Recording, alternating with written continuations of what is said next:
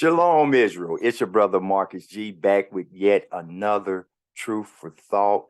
First and foremost, I must give all praises, honor, and glory to the Most High. I must give all praises, honor, and glory to the Most High. Second month, I want to continue to implore you, Israel, to pray for our nation, the righteous people of Israel.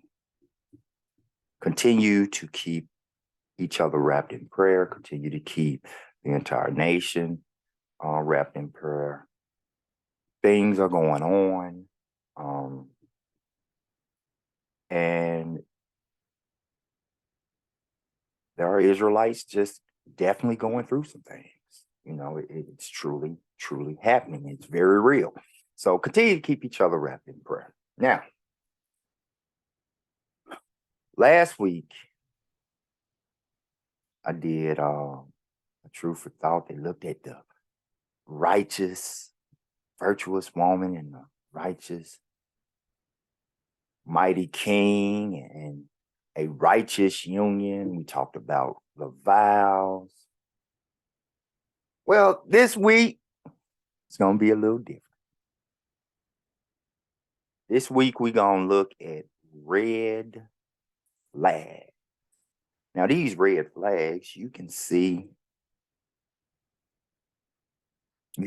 them in the courting period. You can also see them in an active marriage, right? So we're going to talk about some of these red flags. They are characteristics that people have based on things that they do. We're going to observe it scripturally. I got videos for y'all to look at. Of course, we're going to look at some other material.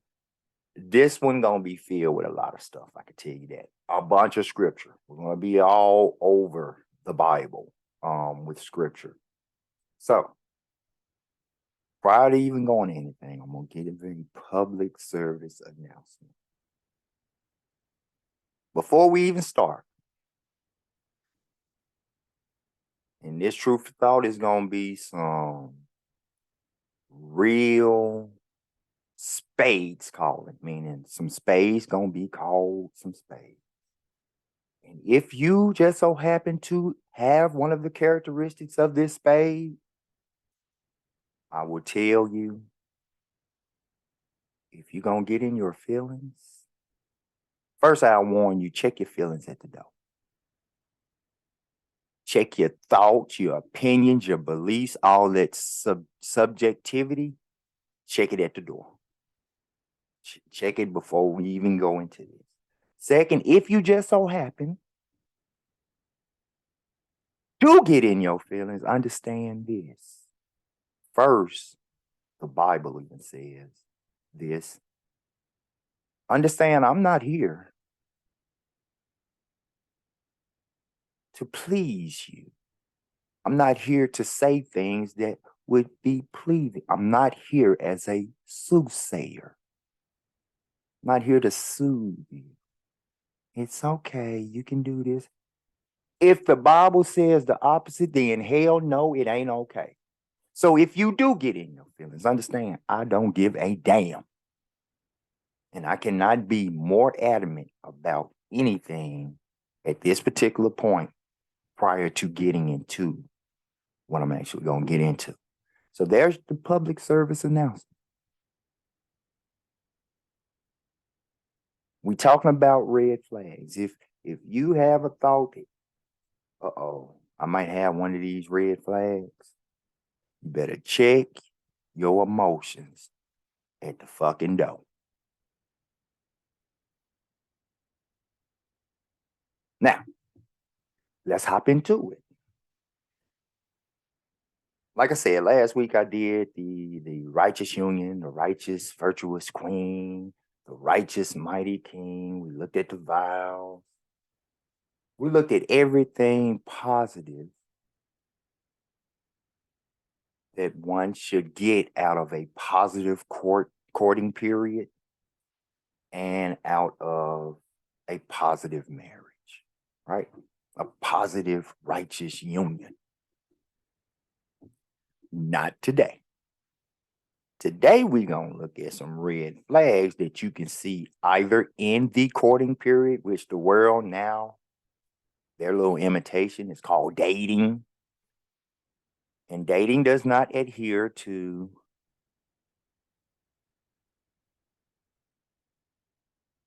the custom of the courting period biblically, scripturally. And like I said, I'm going to do a truth or thought on the courting period so that it's understood, because during the courting period, yeah, you can go to watch a movie with the one that you're in the courting period with, right? But that don't mean go home and have sexual relations. Now, has that happened in the Bible before a couple is married? Yes. And in the Bible, you can read that surely if a man will have an act, a sexual act with a maiden, surely he should marry them. Not surely they are married. No, it says surely he should marry her. All right. Let me get that out there right now. Okay. So the way that the world goes about dating, in so much so as it is with the courting period, because there are people that say we're dating and we have a casual sexual relationship, and then they don't get married. But the Bible says again, surely that man should marry that woman. Surely that male should marry that female. Right? So we're going to start this off by going, let me share my screen. Let's open up our 1611 King James Version of the Bible with the Apocrypha, okay? If you have a Bible on hand, I'll be telling you the scriptures we'll be going to. If you have the app on your iPhone or your Android, that's fine. You can read along that way. If you don't have a Bible at all, that's why I'm sharing my screen. You can read right along with me. The one thing that you will hear, people like myself, people like King Mike Maliss, people like King Gideon, people like King Yada, King Gino, Queen Rita, Queen Tanya. Forgive me if I'm forgetting anybody. Queen Rita, Queen Tanya, Queen. Oh my goodness, on the tip of my tongue. Queen Doris. Right? Don't believe what I say. Read it for yourself. So I'm sharing my screen.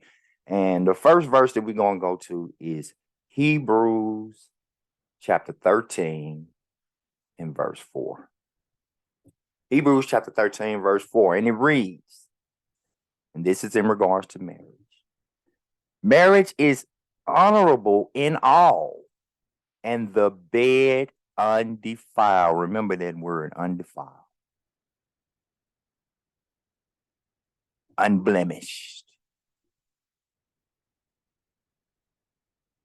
But whoremongers and adulterers, God will judge. Trust me, we're going to look at scripture for male whoremongers and female whoremongers.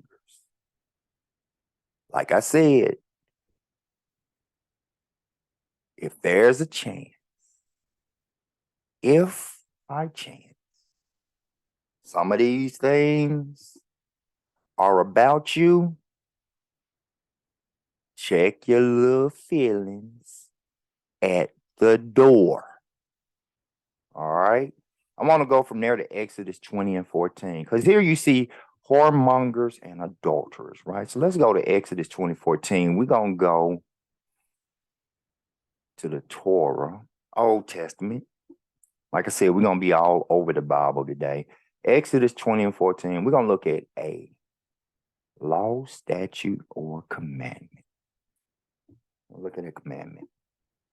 Thou shalt not commit adultery. It doesn't matter if you're a male or a female, a king or a queen, a prince or a princess. Thou shalt not commit adultery, right? So now let's go from there. We're going to go to Ephesians chapter 5, verse 5. Ephesians chapter 5 and verse 5. Going back to the New Testament, because that had the word adultery in it. For this ye know, that no whoremonger, nor unclean person, nor covetous man who is an idolater, hath any inheritance in the kingdom of Christ and of God. So these things right here, for this we know, people who have these characteristics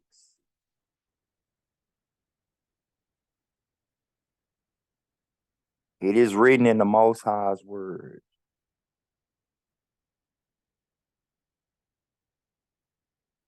No inheritance in the kingdom. Just point blank. All right. So now, and I'm going to get this next one for a reason. A couple of things I want you to definitely pay attention to. Let's go to Genesis chapter 3. We're going to get verse 16 and 17. This is when Adam and Eve were cursed after they ate from the tree, right? Genesis 3, verse 16. And unto the woman, or to Eve, he said, I will greatly multiply thy sorrow and thy conception. In sorrow thou shalt bring forth children, and thy desire shall be to thy husband, and he shall rule over thee. Keep this in mind. And thy desire shall be to thy husband, and he shall rule over thee. Please, queens, princesses, any female that's watching this, keep that in mind. Verse 17. And unto Adam he says, because thou hast hearkened unto the voice of thy wife. Keep that in mind. Adam listened to his wife, want to please his wife against the only commandment that they had. Just one job. Just the one. Because thou hast hearkened unto the voice of thy wife, men, kings, princes, keep this in mind. Because thou hast hearkened unto the voice of thy wife, and hast eaten of the tree of which I commanded thee, saying, thou shalt not eat of it.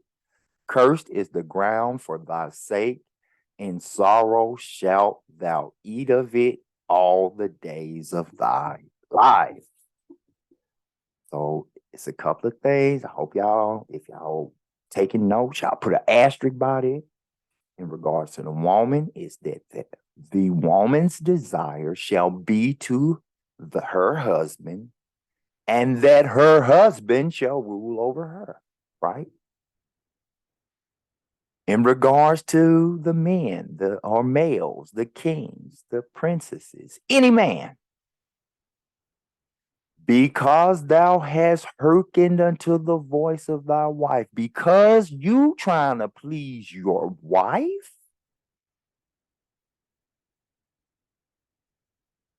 and literally broke a commandment trying to please your wife. Put an asterisk by that. All the males, all the men, all the kings and princes. All right. Now, what I want to do now is I want to look at some characteristics of both men and women. They're just some wicked characteristics that should stick out like a sore thumb when you're in the courting period with someone or when you're in an active marriage with someone. So we're going to start it in the book of the laws. We're going to go to Leviticus chapter 20 and verse 14. Leviticus chapter 20 and verse 14. And it reads, and if a man take a wife and her mother, it is wickedness.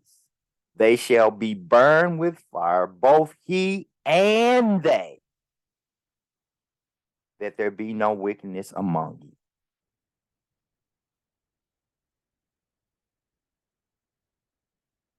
Very self-explanatory. However, is there something that happens? Does this wickedness happen? It does. It does. And then the man, he brag about it. Yeah, man, I knocked off her and her mama. Wickedness. Word get out on the town. So-and-so and did something with her and her mama. Right? Then that same dude walk up to another female, a queen, a princess, any type of female. One of the world, one that's in the truth. Y'all done heard this man did this. Y'all ask, is it true that you did this? He said, yeah, I did it. But I'm trying to get with you now. Red, huge, giant, red flag. Why even start a courting period with such a man, such a wicked man? You get with him, is he going to try to do something with your mom too? Yet, it happens, this wickedness happens. Let's drop down to verse 17. And if a man shall take his sister, his father's daughter, or his mother's daughter, and see her nakedness, and she see his nakedness, it is a wicked thing, and they shall be cut off in the sight of their people. He hath uncovered his sister's nakedness, he shall bear his iniquity. Does this wickedness happen? Yes, it does. And a lot of people put up this argument. Yeah, but that ain't stuff that people like us do. Is it? Well, if it wasn't, why would the Most High put it in his word to his people?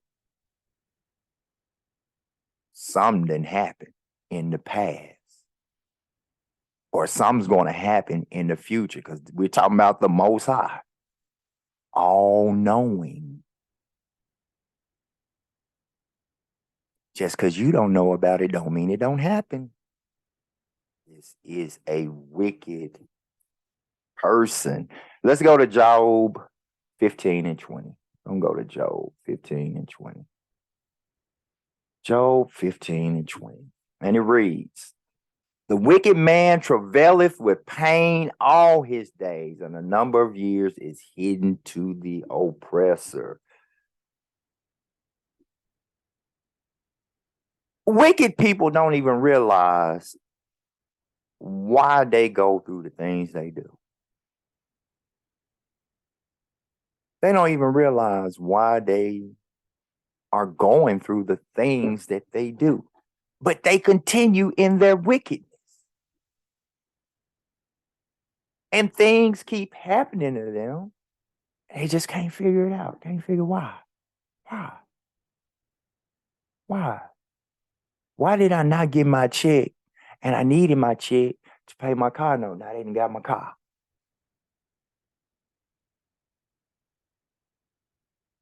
Makes no sense to me why that's a question.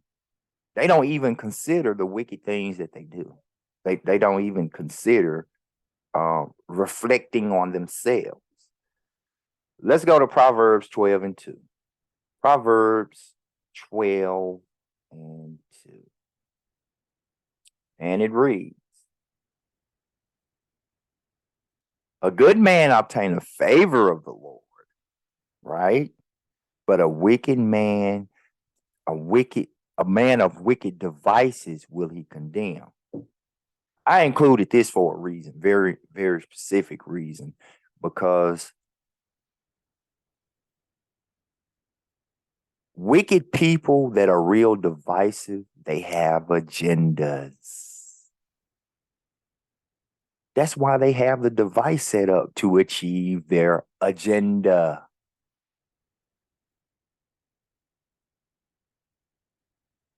Men, women,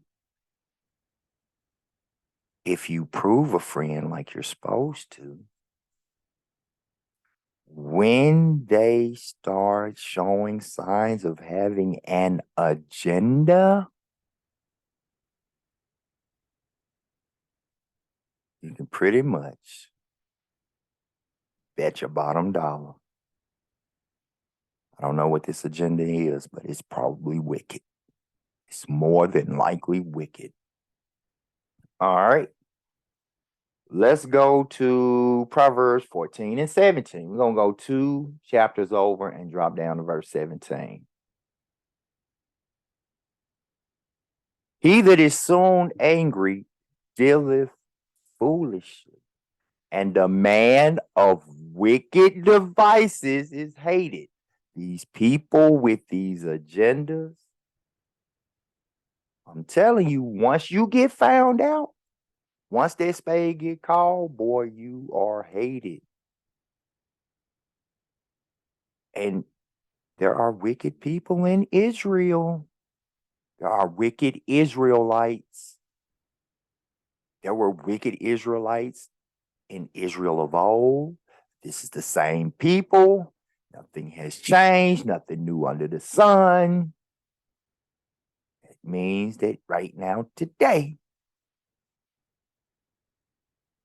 the same wickedness is here. Still here. Let's go to Proverbs chapter 24 and verse 15. Proverbs chapter 24 and verse 15. And it reads, lay not wait, O wicked man, against the dwelling of the righteous. Spoil not his resting place. The wicked person is that one monkey that attempts to stop the show. He's that one monkey. She's that one monkey. But this is the kicker. It's so many wicked people. It's a whole lot of monkeys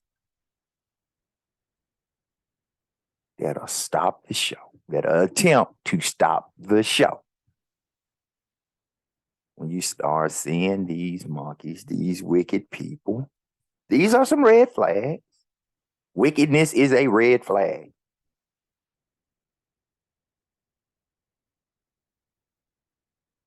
What I would do, because I never tell anyone what they should do. I'll tell you what I would do as a suggestion. What I would do is throw my deuces. I'll holler at you. No, I don't deal with no stuff like that.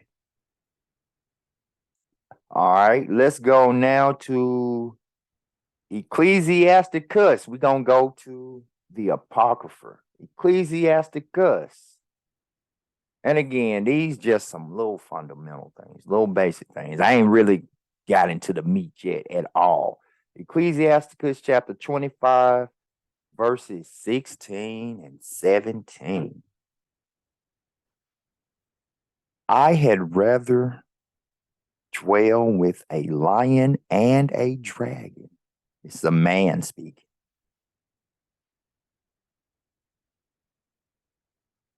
Than to keep house with a wicked woman. Because we done read some things about wicked man. This one is about a wicked woman.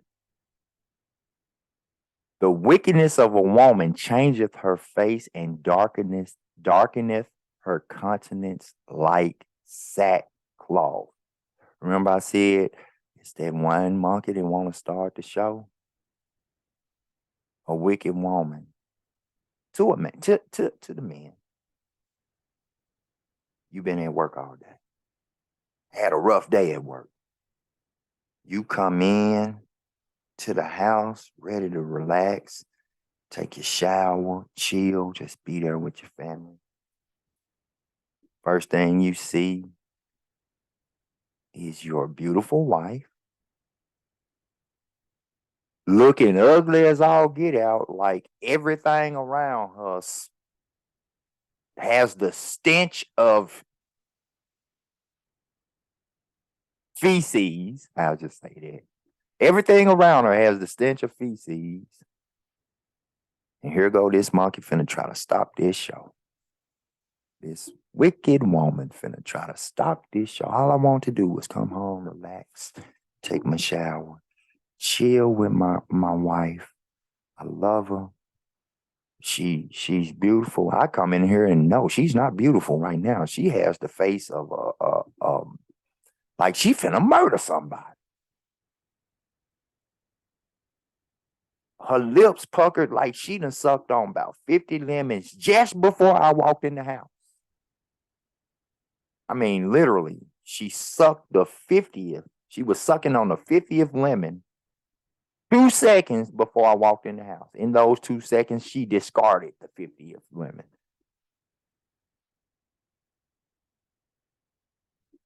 Would rather dwell with a lion and a dragon. It didn't say or a dragon. Than said wicked woman. All right, let's go from there to, we're going to drop down to verses 19 and 20. All wickedness is but little to the wickedness of a woman. Let the portion of a sinner fall upon her. As the climbing up a sandy way. Imagine climbing up a hill of sand, a sand dune. As the climbing up a sandy way is to the feet of the aged, so is a wife full of words to a quiet man. That clamorous woman. That woman is in his ear screaming a bunch of nonsense. To a man that's like him, climbing up makes the climb much harder that it's sand. But I got to make this climb anyway. And while I'm making this climb, here goes this monkey trying to stop the show with this wicked shit. Now I want to go to Proverbs 9 and 13. Let's go to Proverbs 9 and verse 13. Again, we ain't really got to the meat of things yet. We getting there. Just walk with me, Israel. This is that type of woman that was just talked about in Ecclesiasticus 17. All right. A foolish woman is clamorous. She is simple and knoweth nothing, but got a whole lot of mouth to say that whole lot of nothing.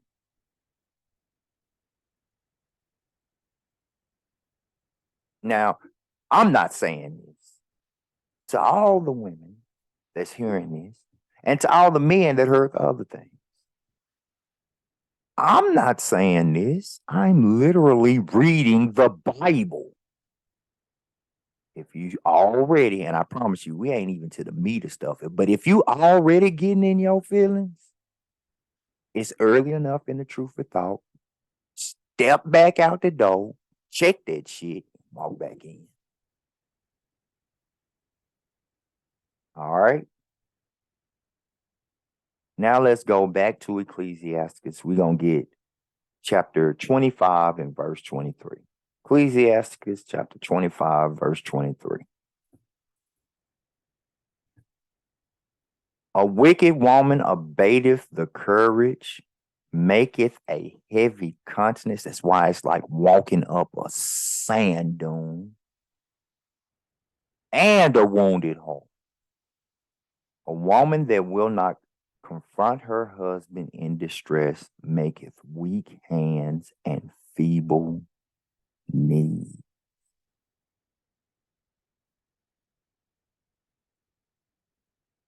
This wicked woman, this one monkey that want to stop the show, but it's so many of these types of wicked women, so many of these monkeys that want to stop the show running around.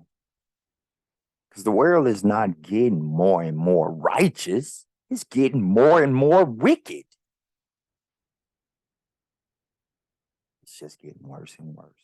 You start seeing these types of things in people. People with an agenda, with a hidden agenda. They make a mistake and show they love that I do have an agenda. Hey, y'all better pay attention to these red flags. Or you'll be courting some you wish you wouldn't have got yourself into. It's why the Bible says to prove a friend. Or you'll get married to.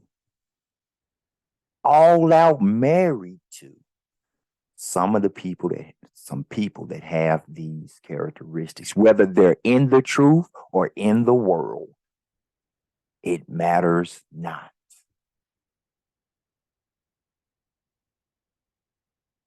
All right. So now I want to look at some characteristics just a little bit closer. Just a little bit closer. So let's go to, we stand in Ecclesiasticus, but we're going to go to chapter 37 and verse 11. Chapter 30, Ecclesiasticus 37, verse 11. And it reads, neither consult with. So these are people not to even just indulge in deep conversation, especially about certain things, the things that they have these characteristics. If these people have these characteristics, like me, let's say I wanted to learn how to rob a bank, right? Would I go and talk to a carpenter? So listen to this. Neither consult with a woman touching her of whom she is jealous. Why? To every female that hears me. When you go and you talk to your quote unquote girlfriend, your friend, who you know is a jealous hearted lady, and you talking to her about your relationship with your husband, she comes into the conversation biased already. She's a jealous hearted person. The Bible says don't consult with these people. I'm just going to read it because it baffles me sometimes, the decisions that people make, whether they're in the truth or not. Some very, very common sense things. I've said this before. Maybe I give my people more credit than I should. One would think, or one would discern, rather, that's the actual word that I want to use. One would discern that if it's a jealous-hearted woman, why would I talk to her about such a situation? But let me just keep reading. Neither with a coward in matters of war. We gonna learn about some weak ass men today. And to every man that hears me, I promise you, don't be no little effeminate and get in your feelings. Because I am telling you, not only am I calling spades today, if need be, I'll pull a whole card if I have to. I will literally say, yep, that's what's wrong with you. That's you. That's you to the check your emotions again. It's early enough in this truth of thought for you to just walk back out, check your shit, and come back in. Nor with a merchant concerning exchange, nor with a buyer of selling, nor with an envious man of thankfulness, nor with an unmerciful man, a cruel man, touching kindness, nor with the slothful, for anyone, a lazy person, male or female. Why would you consult with a lazy person about a job? They ain't had a job in 50 years. Why you gonna ask them about a job? Nor with a hireling for a year of finishing work, nor with an idle servant. And I want to touch on this one. Of much business. Because in the truth, we are servants.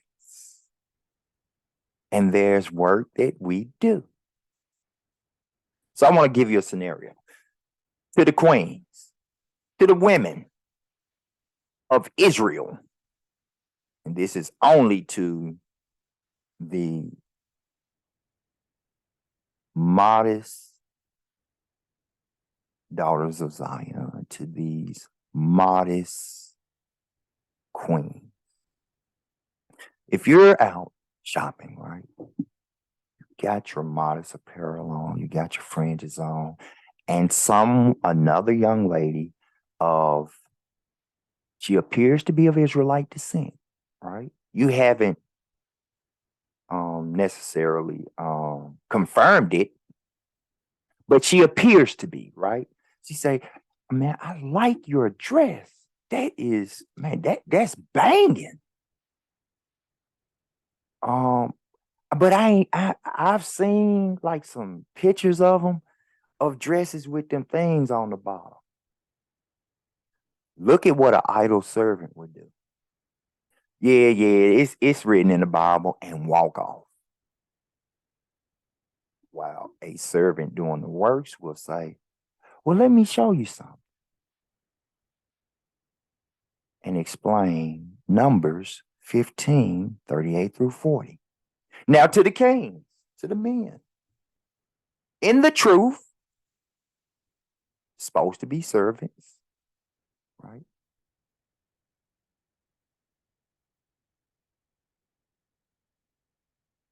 It can be these people can be younger than the lady that approached the queen, can be younger or older, it doesn't matter.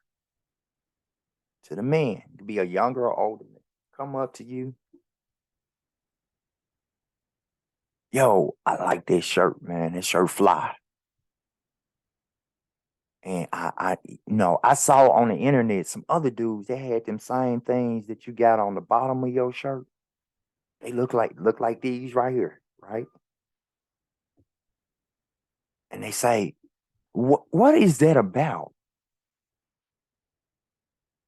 And now idle servant are just, oh man, and this person, this younger man or older man, looks to be of Israel descent, that quite possibly don't know who they are, don't know what they are. You haven't confirmed that thus far. And the idle servant will say, yeah, man, that's something we supposed to do, and just walk off. While a true servant, one that's doing the works, he's gonna say, let me share something with you. Right here in Numbers 15, 38 through 40. This is what this is. And this is why. That's why I recommend or I suggest, whenever, or this is what I do. Whenever someone asks me about my fringes, I share with them Numbers 15, 38 through 40, because then they get to understand the reason for the fringes. The fringes have a reason to be there. That gives a little more clarity as opposed to just showing them, see it say to put fringes in a border of blue. Then explain to them the why. It's to remind you of all the other commandments.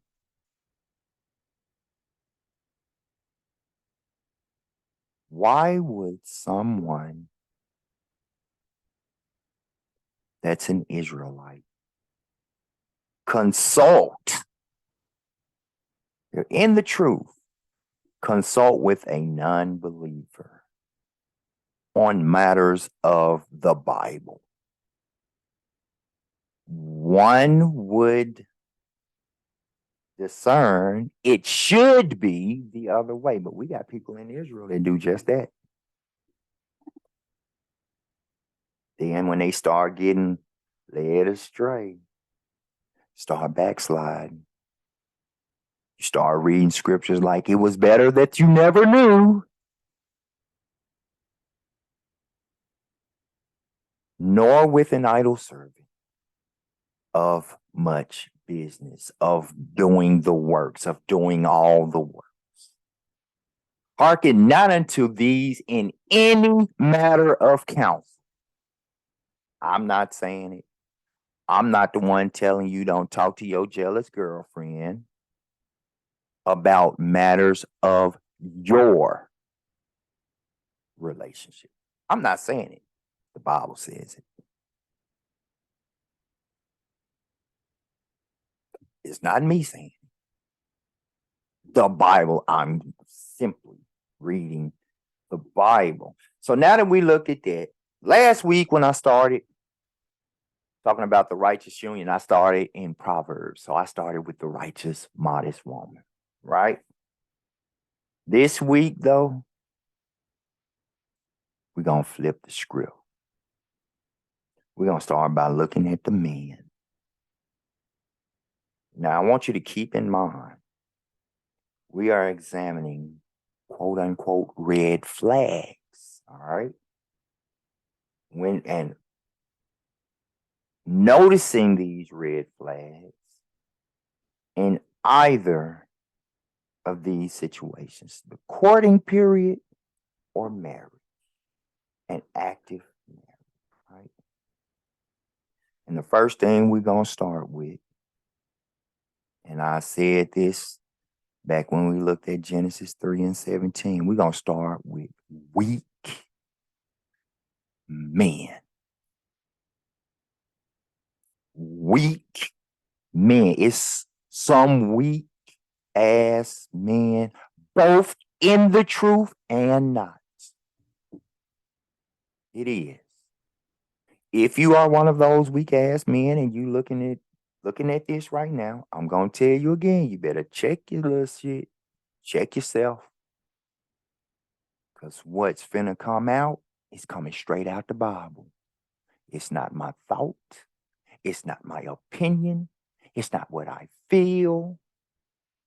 This is coming straight out of the Bible. So we're going to start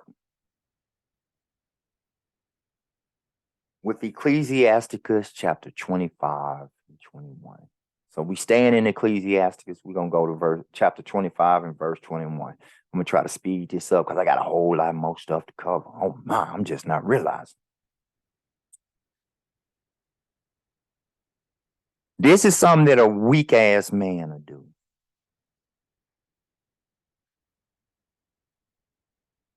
A weak man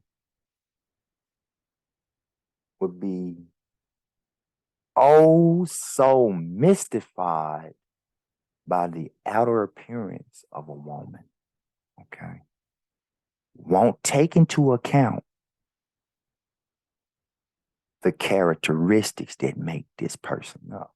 Let's just see. Stumble not at the beauty of a woman and desire her not for pleasure.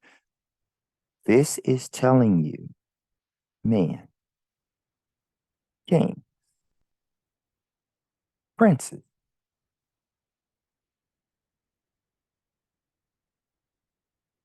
don't just think because she look good that she is good. Don't get washed away by the way she look. And you so caught up in how she look, you don't pay attention for no red flags. But a weak-minded man, a weak man will do just that. Now I want to go to First Esdras. First Esdras. And we're going to get chapter 4, verses 26 and 27. Yea, many there be that have run out of their wits for a woman. Now, they trying to please the woman. Remember what we read back in Genesis 3 and 17? All for this woman. Running around like a chicken with his head cut off, all because of this. And this is the kicker. Normally, it's for two things: how the woman looks or how the woman performs in the bed. They worried about if somebody else gonna get her. If somebody else get her, they gonna get that. They gonna get that treatment. If somebody else get her, they gonna get this beauty. They gonna get this beautiful woman. Yea, many there be that have run out of their wits for women and become servants for their sake. Now, at the end of Genesis 3 and 16, it said that the woman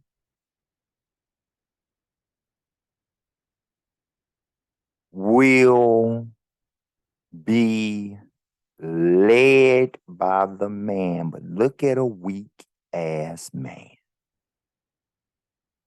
He's become the servant to her.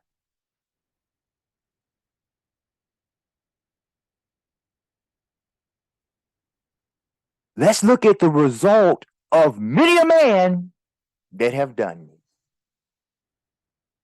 And I don't understand how any of us in Israel have not learned from the errors of our forefathers, people before us, people that we descend from. But many of the men prior to us, listen to this.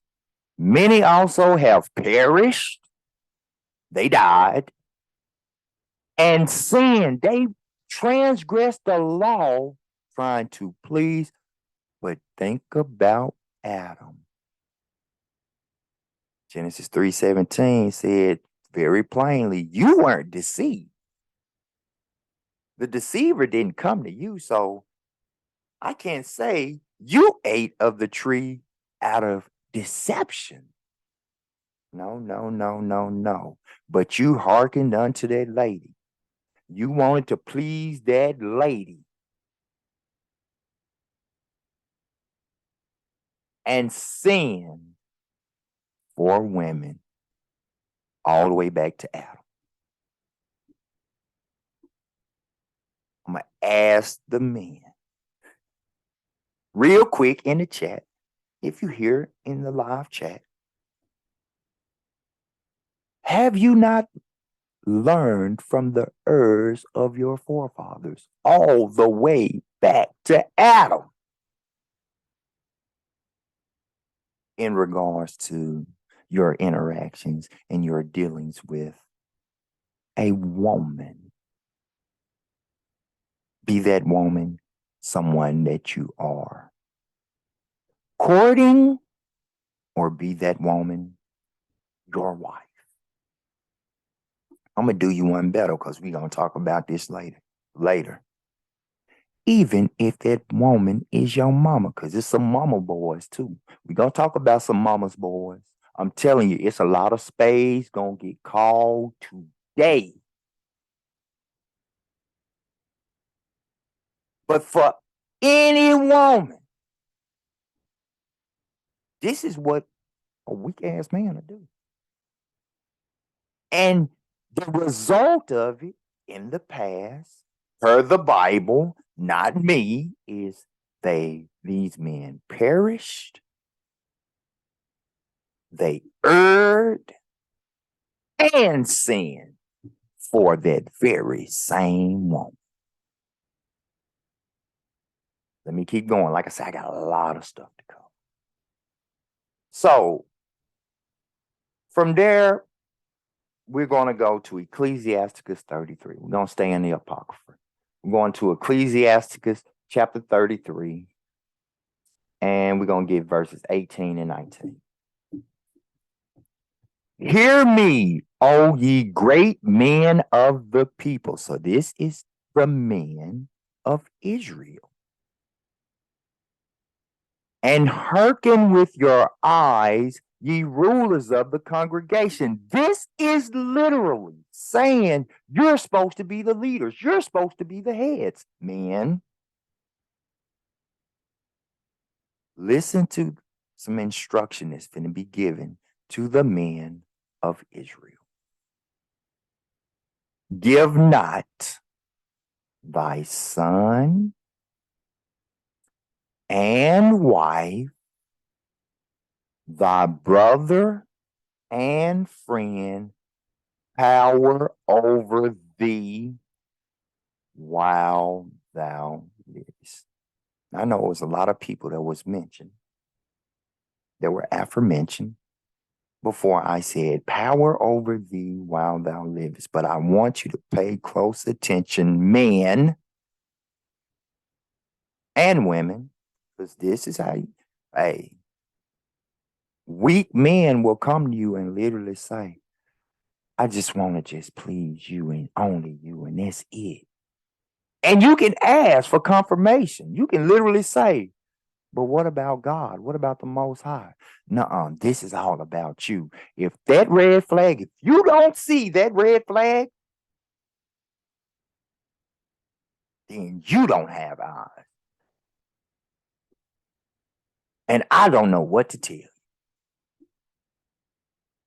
Literally, the Bible is sitting here telling.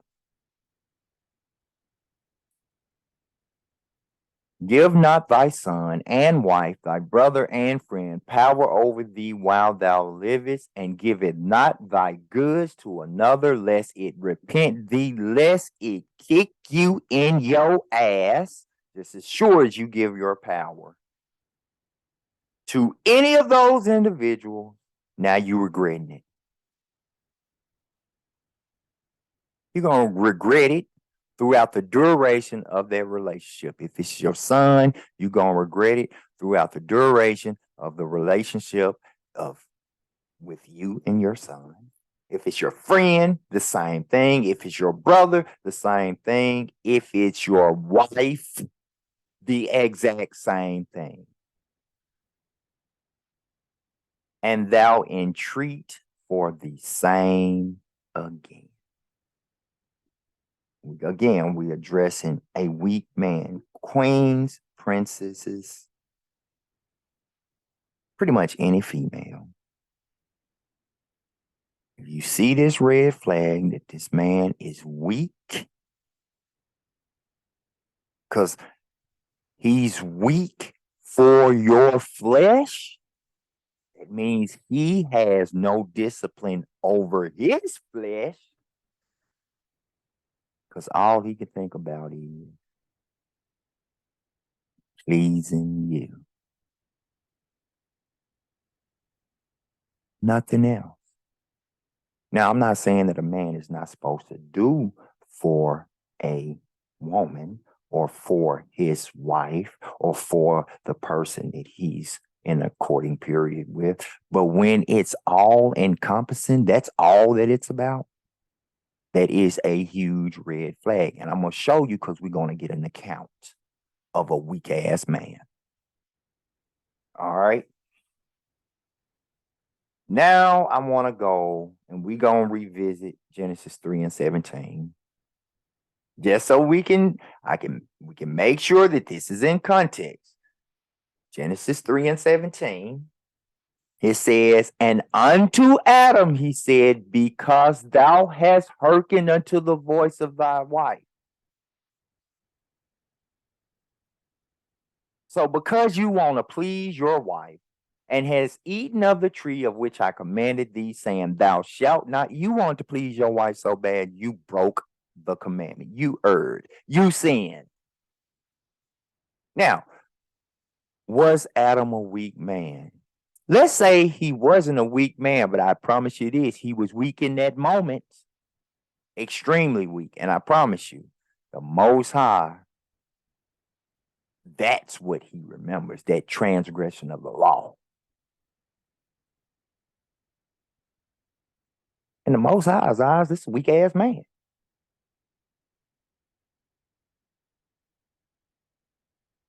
And thy desire shall be, I'm sorry, thou shalt not eat of it. Cursed is the ground for thy sake, and in sorrow thou shalt eat of it in all the days of thy life. Now I want to go to 1 Timothy. We're going to go to the New Testament. 1 Timothy, we're going to go to chapter 2, verse 14, and it reads, and Adam was not deceived. Here we go. This means when Adam ate of the apple, ate of the tree of life, I'm about to say apple. When Adam ate of the tree of life, it wouldn't do to deception. The person that ate of the tree of life due to deception was Eve. So why did Adam eat of the tree of life? But the woman being deceived was in transgression. So Adam, and you go think back to Genesis 3:17, Adam ate of it to please his wife, not due to being deceived. He did it to please his wife. Okay. Let's go from there to Ecclesiasticus 25 and 24, going back to the Apocrypha yet again. Like I said, we're going to be all over the Bible. Ecclesiasticus 25 and 24, right? Of the woman came the beginning of sin. To everybody, don't get it twisted though. The beginning of sin started with Eve. She was deceived, yes. Adam wanted to please his wife, so he ate of it too. Where did the sin begin? Who ate first? Of the woman came the beginning of sin, and through her we all die. When Adam went to please his wife. And we read prior to this in 1 Esdras 4 and 27. He was one of many men that perished or erred or sinned for a woman.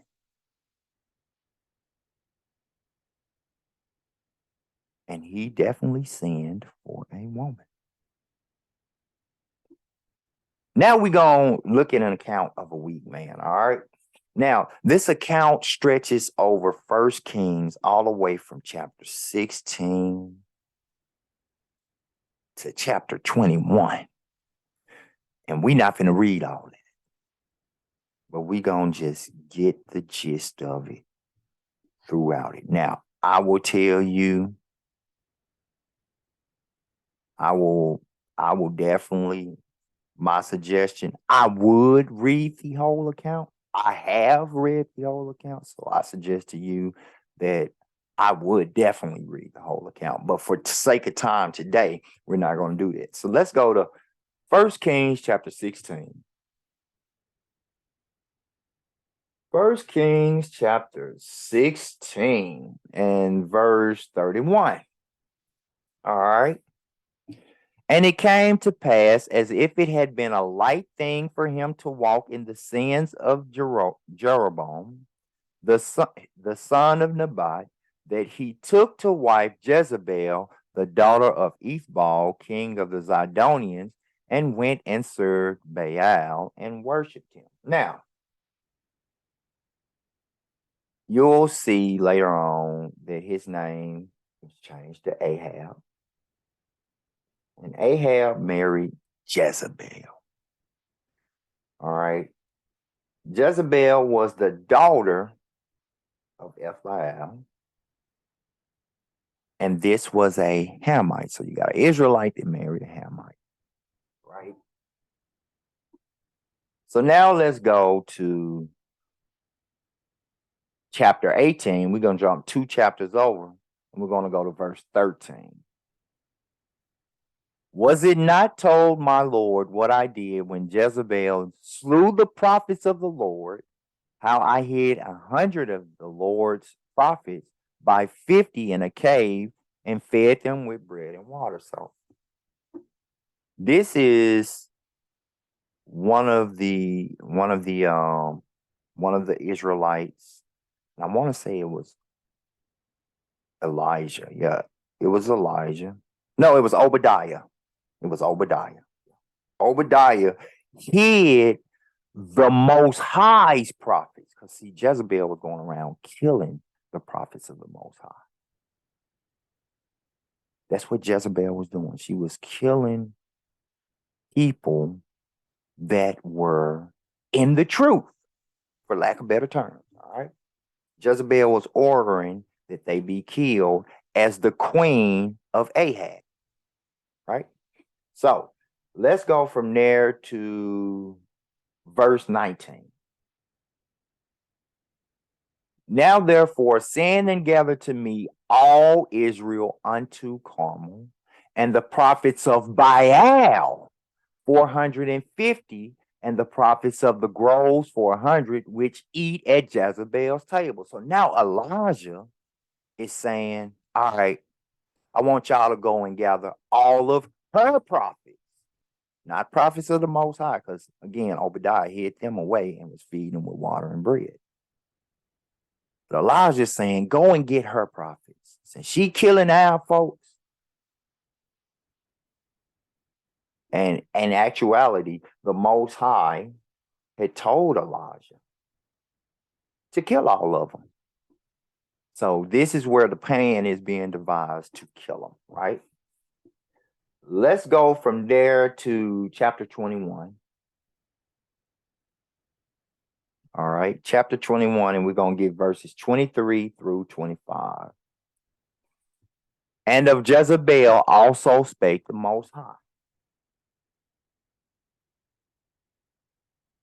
saying, the dogs shall eat Jezebel by the wall of Jezreel.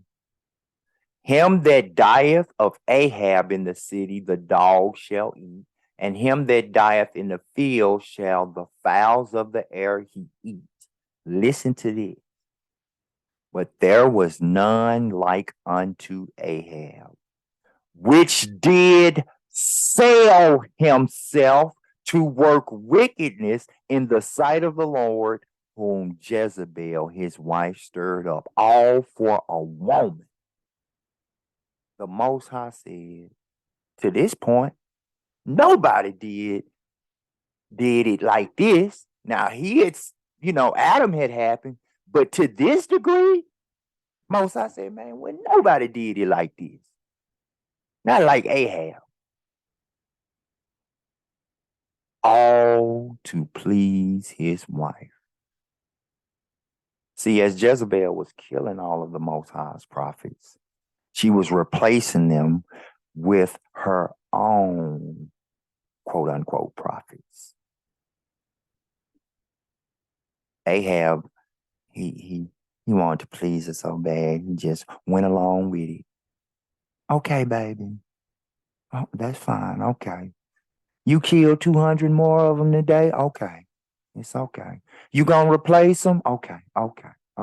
As long as you happy, I'm good. A weak ass man. And he was an Israelite. So can it be some weak men in Israel? Yes. Can they know who they are and be weak men? Yes. Can they know what they are and be a weak ass man? Yes. If you are one of those weak ass men, I promise you, don't get in your little feelings. This is what I suggest to you. I would suggest, or what I would do is I'd change that about myself. But women, if you see the red flags of a weak ass man, especially if you're in the truth, you princesses, you queens, that's a red flag. Serious, serious red flag. All right. Now, we talked about a weak man in that respect. Now, and I mentioned this earlier, we're going to talk about a mama's boy. For those that didn't know that it's documented about mama's boys in the Bible, let's see. Let's see. Turn with me now to 2 Chronicles 22. We're going to go to 2 Chronicles chapter 22. We're going to get verses 1 through 3. That's all it takes. That's all that it takes. And the inhabitants of Jerusalem made Ahaziah, his youngest son, king in his stead. For the band of men that came with the Arabians to the camp and slain all the elders. So Ahaziah, the son of Jehoram, king of Judah, reigned. 42 years old was Ahaziah when he began to reign, and he reigned 1 year in Jerusalem. His mother's name also was Athaliah, the daughter of Omri. He also walked in the ways of the house of Ahab. So here we go, another weak-ass man. His mother was his counselor to do wickedly. So to please his mama, just to please his mama, he did wickedly. Just to please his mama. So I want to go back real quick to 1 Esdras 4. And we're going to see if those two accounts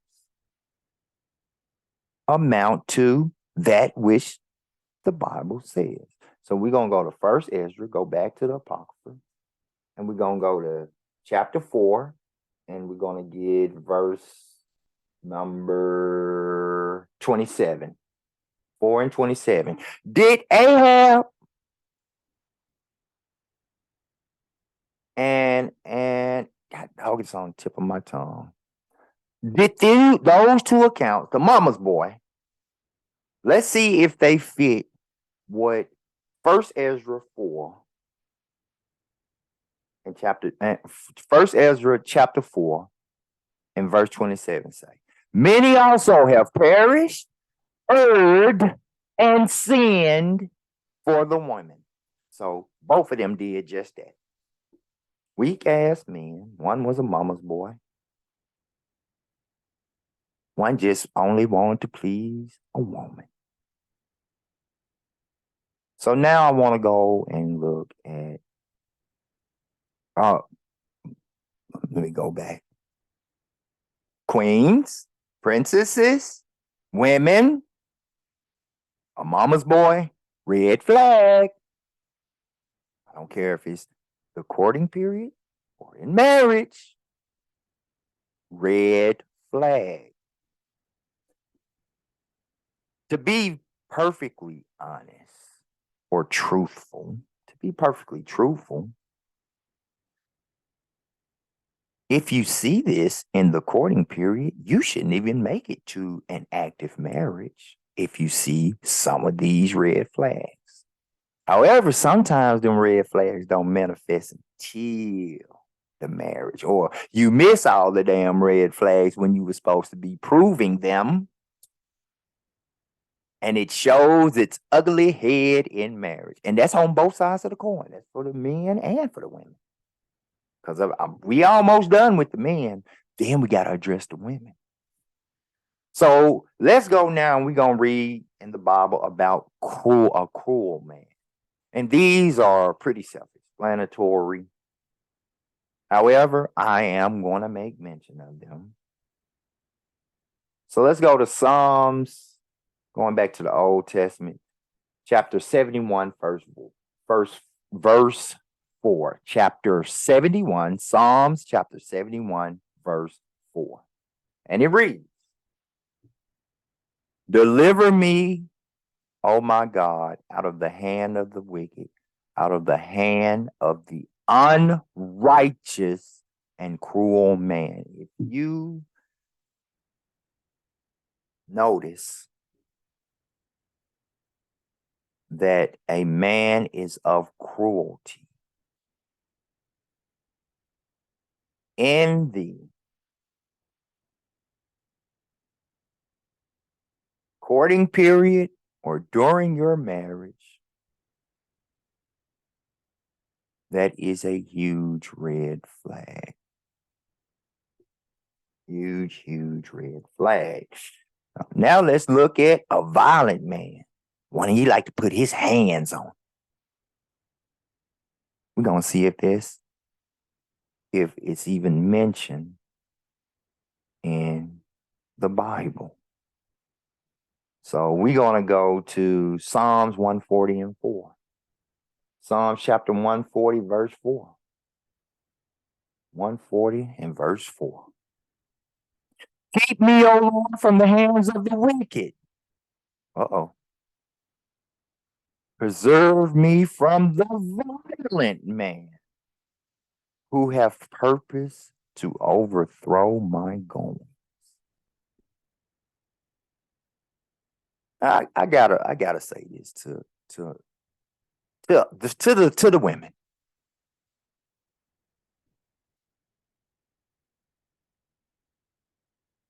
These things, and I'll be saying the same thing to the men when I'm talking about the women. These things, women, you can't love out of nobody. You can't, well, if I just keep showing him my love, and no, that's not how it goes. Makes no common sense. Now, I know women, you all are balls of emotion. No, that's what you all associate mostly with is emotions. And love is a type of emotion. Love don't fix that. That man got to change that. Or you can quite possibly love him to death. People have literally gotten beaten to death by a violent man. Women have. Start seeing these red flags. Queens, princesses, women in general, especially my queens and my princesses of Israel. Start seeing these red flags in the courting period. It behooves you in the courting period. The reason I'm saying it is because we're gonna get into marriage. And a lot of things about marriage in regards to a woman, I'm gonna kind of point out. Well, some things about marriage in regards to queens or just a woman at all, but definitely for queens and princesses for you to know, so that when you come into the point that you're heading into a marriage, for you to have that knowledge beforehand.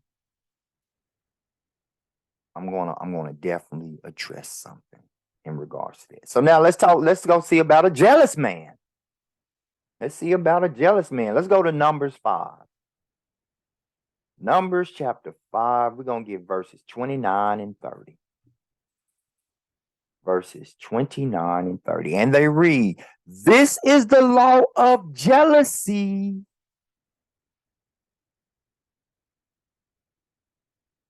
When a wife goeth outside of another instead of her husband and is defiled, that man is finna be jealous as all get out.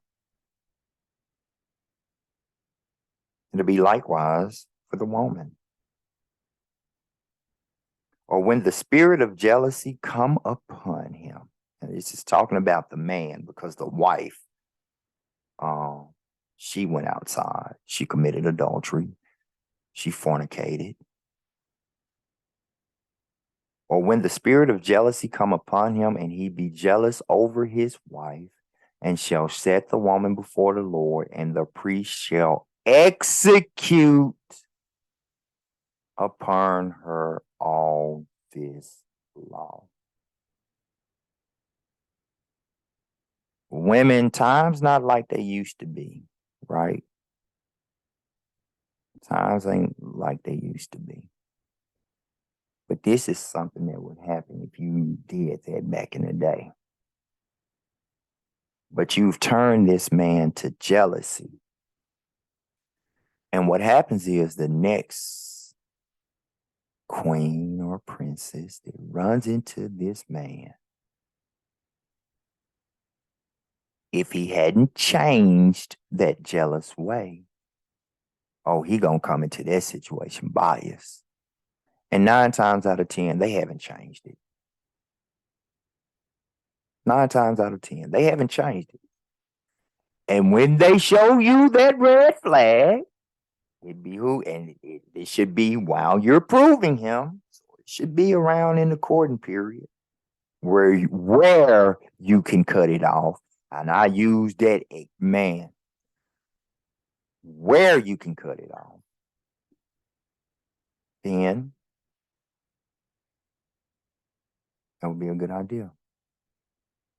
Because when you get into marriage, you don't have such power. And I'm going to explain that when I get over to the women's side. All right. Now, let's talk about the whoremonger and the deceitful man. All right. The whoremonger and the deceitful man. And I'm coupling these together because it's a segue into my very next, the very next characteristic of a man that a man can take on or can have. All right. So let's go to Ecclesiasticus, going back to the Apocrypha, Ecclesiasticus chapter 23. Ecclesiasticus and chapter 23, we get in verses 17 through 21. Listen to this. Women, queens, princesses, all bread is sweet to a whoremonger. He will not leave off till he die. All y'all look good to him. Oh, he want to eat all of y'all alive. Y'all are all bread that is sweet to him. He can't get enough of the taste. Right? A man that breaketh wedlock, saying thus in his heart, who seeth me? I am compassed about with darkness. I'm doing this in the secret. Don't know about it. I'm doing this in the darkness. It's a secret. Don't nobody know. The walls cover me, and nobody seeth me. What need I to fear? The Most High will not remember my sins. That is the way they think. That's the way they think. It's written just like that for a reason. It's no irony or coincidence. Such a man only feareth the eyes of men. He's scared. He's more scared of if somebody sees him tipping out being a whoremonger. That's what he's scared of. He ain't worried about the Most High. No. I'll cross that bridge when I get there. So it ain't on the forefront of his worries. What he's more worried about is if anybody see me making this booty call. That's what he worried about. And knoweth not the eyes of the Lord are 10,000 times brighter than the sun, beholding all the ways of man and considering the most secret part. See, the whole time he think he doing it in secret. Most High, he sees it.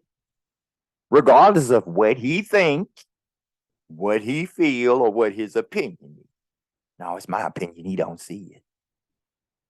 But this whoremonger, every woman, like a bread that is sweet to him.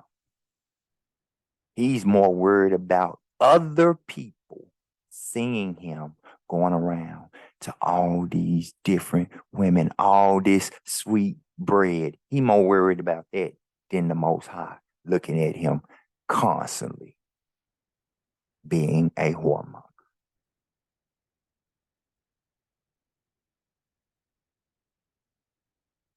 Wait a minute. I'm supposed to be, hold on. Ecclesiastic 17, yeah, through 21. All right, I was right.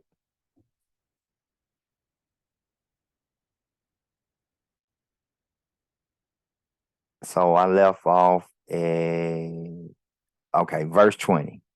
He knew all things ever they were created. So back when he was thinking about it, Most High knew about it.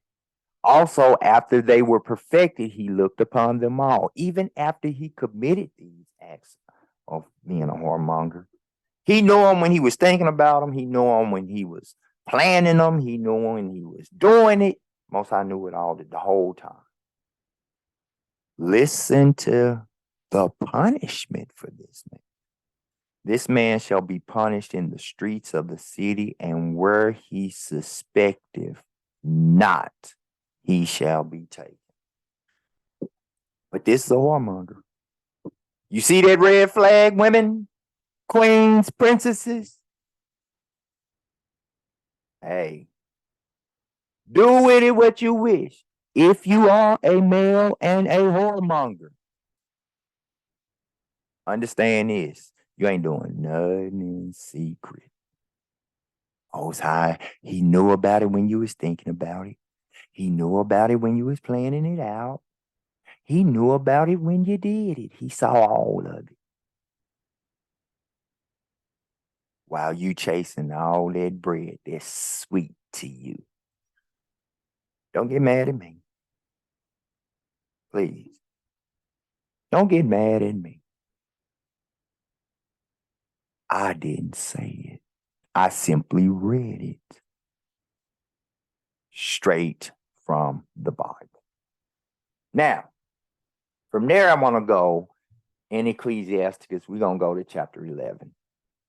Ecclesiasticus chapter 11. And we're going to get verse 29.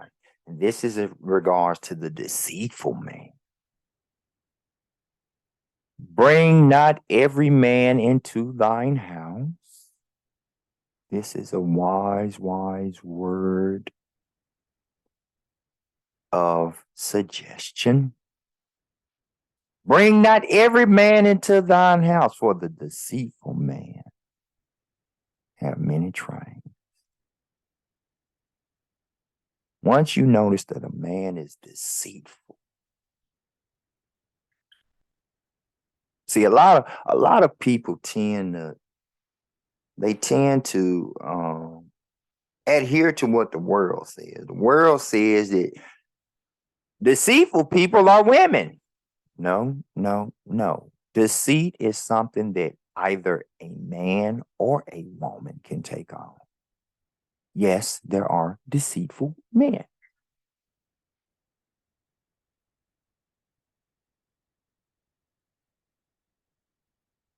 You see this characteristic during your courting period or during your marriage. Bad juju. Bad thing. All right. Now, the reason I did those two together is because in regards to today, in today's time,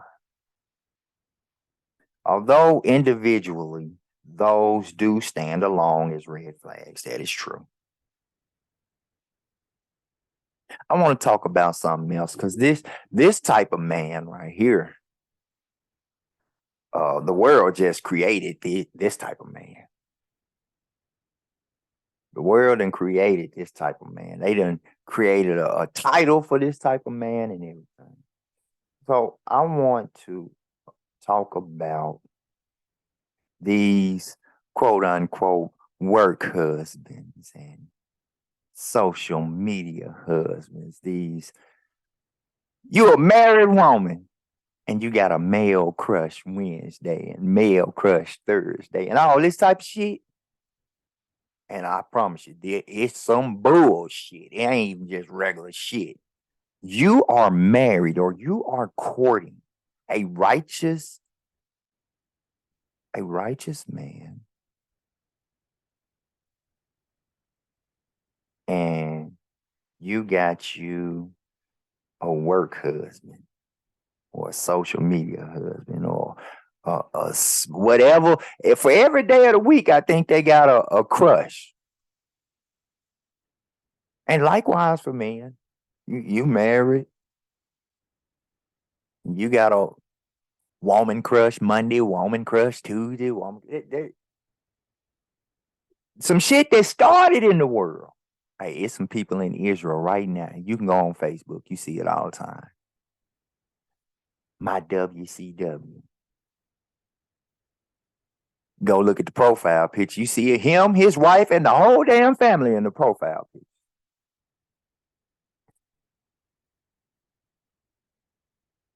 Let's see if this type of man is mentioned in the Bible. Let's just see.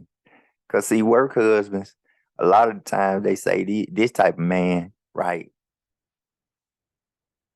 He wants you to go with him and you alone. He wants a woman to go with him and a woman alone to go have some coffee, or for lunch, just you and him go have lunch. Then all around y'all workplaces, oh, that's her work husband. That's his work wife, right? But we're going to see if people like that are mentioned in the Bible. So let's go to Ecclesiasticus chapter 9, verse 9.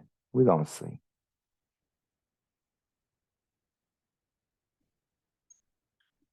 Because this type of man exists. And this was said to a man. Listen to this. Sit not at all with another man's wife, nor sit down with her in thine arms, and spend not thy money with her at the wine. We just have coffee. Every day we just have lunch together. Wait a minute, what about the rest of the people on the executive team? No, I don't be studying them. I'm talking about her. And on the flip side of the coin, woman the same way. There are women that do the same thing. Like I said, some of the world, recently created of the world. Let me keep reading. When it is old, thou shalt drink it with pleasure. No. Keep thee far away from the man that. No, verse 9. Sit not at all with another man's wife. So this is talking about that quote unquote work husband, or social media husband, or man crush. Because see, what happens when they put this man crush Wednesday, then the man sees it on the woman's page. He say, hey, let's meet up for coffee one day. Now let's meet up for lunch one day. Then they taking pictures and she in his arm. Everything that this verse is saying, but let's just see. Sit not at all with another man's wife, nor sit down with her in thine arms, and spend not thy money with her at the wine, lest thine heart incline unto her. So now this work husband is like, but now I want you. I know you married, but I want you. I know you in a courting period with that righteous man, but I want you. We've been getting coffee all this time and getting lunch together all this time. We don't never be amongst any of the other members of the team, of the design team. And now I think I want you. I'm telling you, queens and princesses, y'all working. Y'all see this man. You could even tell him, sure, I have coffee with everybody else. He'll literally say, no, no, no. I'm talking about just you. It's you and you alone. You start seeing these red flags. I'm going to say again. Let me finish verse 9. And so thy desire, thou fall into destruction. And that's talking to a man. There are men like that. For the queens, princesses, there are men who have that characteristic. When they start showing you that characteristic, when they start showing you that, when you start hearing people, oh yeah, he said he gonna make her his work wife. Boy, y'all better get that shit corrected right then. Hey, men, if you one of them men, this sound like something you do? Look, don't get mad at me, bro. I'm just reading the Bible to you.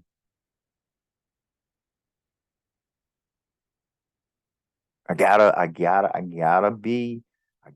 tell you the truth.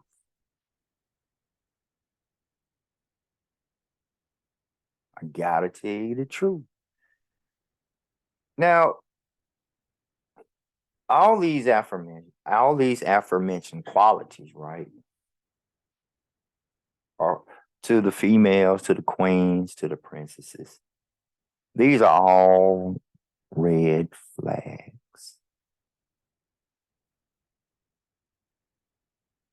And you can see you can see any and all of these red flags in either or both a courting period and or an active marriage. You should definitely be extremely observant for and of these things. So now, men, I'm gonna hop off your case. But women, and I'm gonna say again, don't get in your feelings if you hear something that applies to you. Women, now we finna examine women. How some women can be, even in the truth. Even in the truth. So to all the males, all the kings, all the princesses, we're going to examine some red flags to observe for and to look out for when it comes to women. So I want to kind of start with these fundamental scriptures. Let's go to 1 Corinthians chapter 11. We're going to go to 1 Corinthians chapter 11. We're going to go to the Old Testament. The New Testament. 1 Corinthians chapter 11. We're going to get verses 8 and 9 to start it off.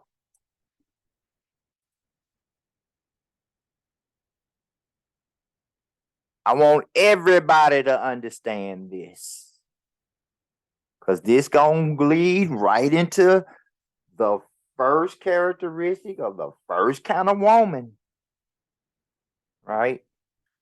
For man is not of the woman. I'm not saying this, I'm reading this. You should see my screen. If you don't have your Bible out, you too can read this right along with me. If you have your Bible out, I've said at the beginning, I implore you, read with me. For the man is not of the woman, but the woman of the man. All right? Keep that in mind. Neither was the man created for the woman. That was not how it went. Way back in Genesis,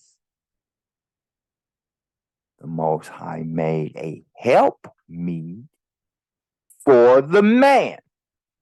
but the woman for the man, right? So now I want to go back and revisit Genesis 3 and 16. We've seen it 2 times now. This will be the last time. I'm pretty sure. Yeah, Genesis 3 and 16. And it reads, unto the woman who we read earlier was the one that was deceived, the one that sinned first.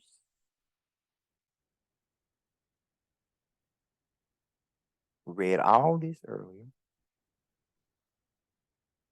Unto the woman, he said, I will greatly multiply thy sorrow and thy conception. In sorrow thou shalt bring forth children, and thy desire shall be to thy husband. When reading that, that does not look like a negotiable deal. Not negotiable. And he shall rule over thee. Non-negotiable, right? Very straightforward, straight from the text, straight from the word. So now we're going to look at this trend. This actually is not as new a trend as the thing like the work husbands and the social media husbands and the work wives and the social media wives. But it's still relatively new by some hundreds of years, right? Since I think we're gonna read since back in the Roman times. It's been some years. But it wasn't always this way. This trend wasn't always around. Okay. And this trend is acquired or taught. And it's a type of mentality. Now, whether this was learned through life experience and the woman's own understanding through her life experiences, and she derived at it through her experiences, or the fact that this mentality was actually an agenda. And there's a fact that this was an agenda, and you'll know I'm speaking of the agenda. I haven't said, or I'm speaking of this mentality. I haven't said what this mentality is. Or that this mentality was an agenda from the start. So what I want to examine is being a feminist. Or better yet, an independent woman. So I'm gonna stop sharing my screen because I wanna look at some things when addressing this. And I'm gonna share my screen again. This time I'm gonna share my screen to this. We're gonna learn about this feminist movement, which means it had an agenda. It was a movement. People try to say that being an Israelite is a movement. That negative. Being an Israelite is a birthright. It's a bloodline. I hate when sometimes I even hear my people, because every word that a person every word that a person uses in a statement they make, those words mean something. When being an Israelite isn't a movement, it is literally a bloodline. a blood right.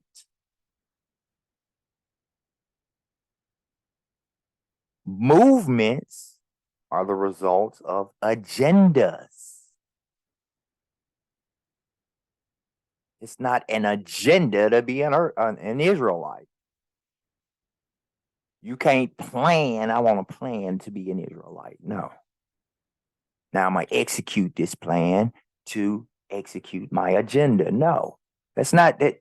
And it is a pet peeve of mine when people use the wrong words to try to say the right thing. And I try to stop people all the time.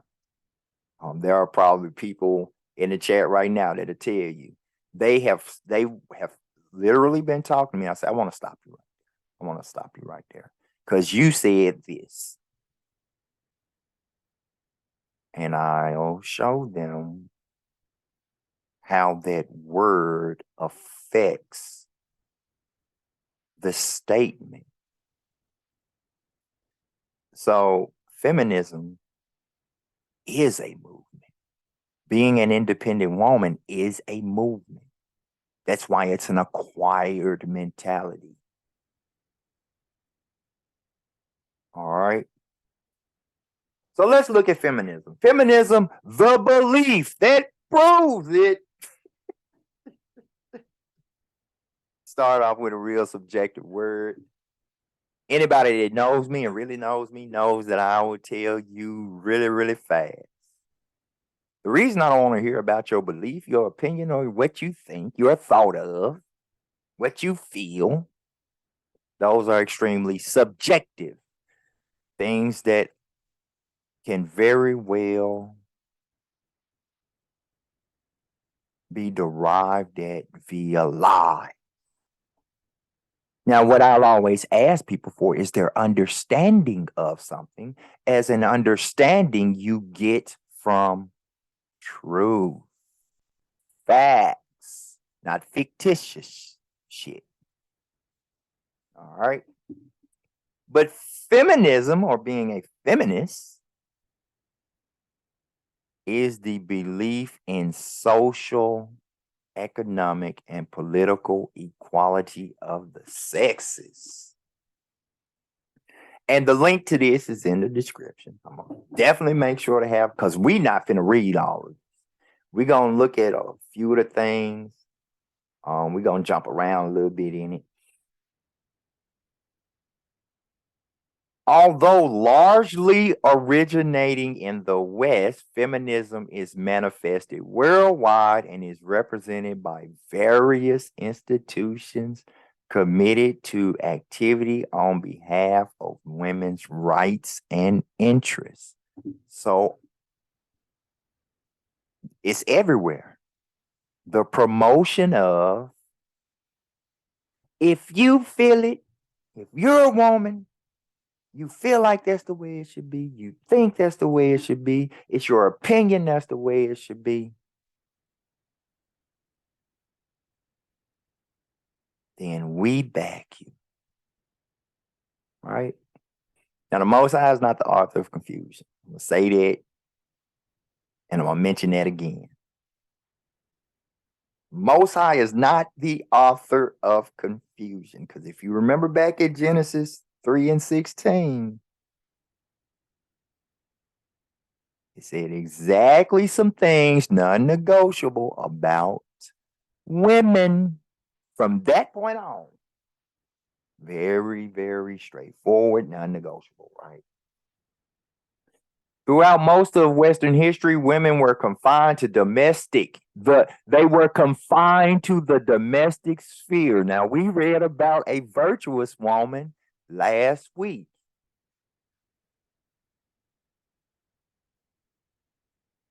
They were to take care of the home. Or in the wording that this particular article, how they say it. Per the Bible, they were confined to the domestic sphere. They were the homemakers, the take care of the house and the household, right? Per the Bible. Listen to this statement again, and with that in mind, throughout most of Western history, women were confined to the domestic sphere. Was that righteous or unrighteous? When I just read about the righteous woman just last week, and guess what? They were confined to the domestic sphere. So you already starting to see about this belief is steering their ass clean into unrighteousness. If you one of these independent women, and yes, you can be in the truth. There are independent women in the truth. There are. Now, weak men that are in the truth can't deal with these independent women. They can't deal with breaking them down to make them humble themselves for correction.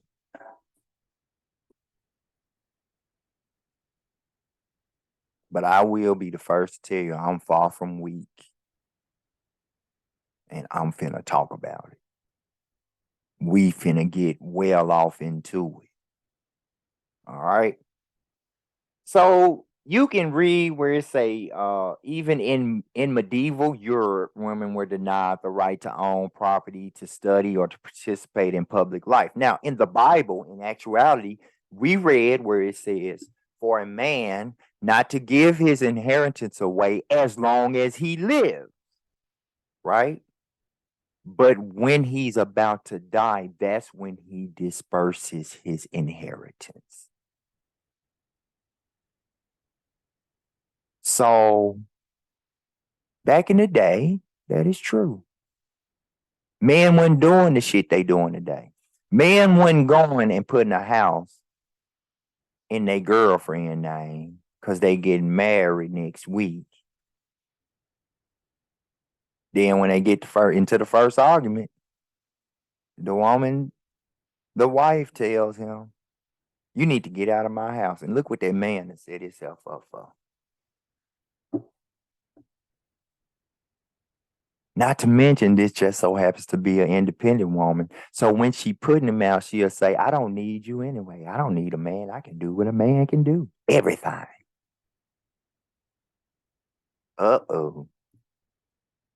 Uh-oh. And it's finna get real for you queens and princesses and women in general. Because this is running rapid. It's everywhere. It's in Israel. It is everywhere. This acquired mentality. They prove that it's an acquired mentality because they literally say throughout most of history, Western history, that's just over here. That's not even talking about ancient history, the ancient Israelites. Throughout most of Western history, women were confined to the domestic sphere, to the home. Even over here. Even more recent than the ancient. They got taught this shit along the line. During time. So we're gonna skip down right here. In medieval Europe, women were denied the right to own property, to study, to participate in public life. At the end of the 19th century, so it's been being taught it's a belief that has been pushed. It's an agenda that's been pushed at least since the 19th century. But again, it wasn't always this way. Even Western Hemisphere history says that it wasn't this way. But how quickly has it turned into that? Let me go down here. Then you see right here the 20th century.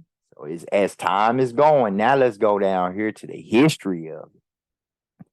There is a scant evidence of early organized protests against such subscribed status in the 3rd century BCE. Roman women filled the Capitoline Hill and blocked every entrance to the forum when Consul Marcus Porcius Cato resisted attempts to repeal laws limiting women's use of expensive goods. So back in ancient Rome, and I want you to understand, these are heathens. These weren't Israelites. And we're looking at the origins of this belief. But how many Israelites then ended up with this belief? How many Israelite women and queens that ended up with this belief that originated with some heathens?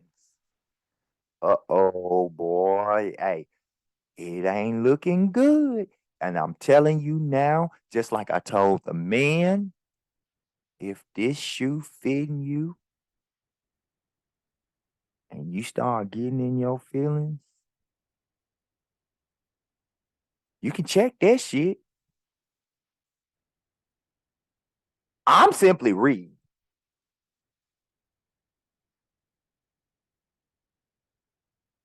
What that little emotion you feeling ain't got nothing to do with me. Nothing at all. So I got the link to this in the description. I'm gonna go to this one because we're gonna look at 21 things an independent woman never does. One of these feminists, regardless of if they in the truth or not. The first one, she isn't scared of making her own decisions. Can't be led. She want to make them herself. She can't be led. The Most High is not the author of confusion. There's a reason that the order of the household is the Most High, Yahweh Shah, the king, who leads the queen. Then there's the princes and princesses. Let's go to the next one. She doesn't wait for things to find her. She go out seeking, searching for.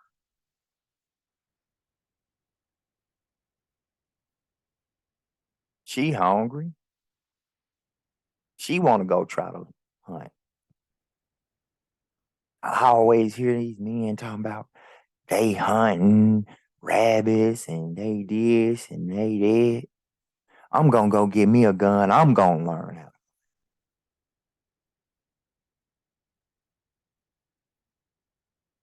Instead of being with man and letting the man do his duties and bring the food to the house for her to prepare, as she's the homemaker. She isn't afraid to do things alone. I can raise my baby without a man. Need no man for this. But we gonna talk about those. If you are one of those, we gonna talk about y'all. We got some stats for y'all. I hope you ain't one of those. But it's some of those in Israel. I don't need no man. I need a man for I can do this by myself. Again, remember, this is a mentality that wasn't always set in place. So it was learned over time, be it through the woman's experience, and she came into it under her own understanding. The Bible says not to lean onto your own understanding. However, it happens, obviously. It happens. Let me keep going. And we just hit the third one. She doesn't engage in negative self-talk. Hey, that's why if you are one of them, it's kicking your ass right now. You don't want to engage in this. This seems like negative talk about you. I'm just telling you the truth about you. That's one of the reasons why you got your little, you right there on the brink of showing your little funk ass feelings. You can. And I promise you, I'm not no weak ass man. I will break that shit down for you and say it's your best.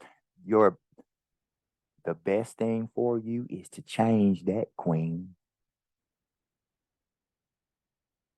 Even after telling you, no, I'm sorry, queen, you can't do that alone.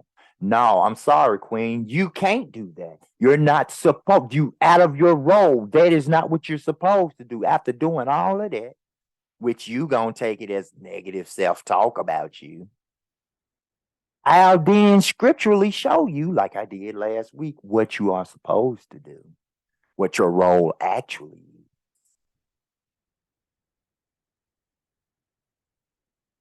Let me keep on going. She doesn't wait for permission. Again, she can't be led. I don't need him to do this. Here they use this word here. I don't need him to co-sign for it. I'll do it myself. What I need him to co-sign for it for? Because he's the head of the household, woman. He is to lead you, not the other way around. Per the scripture. Per the scripture.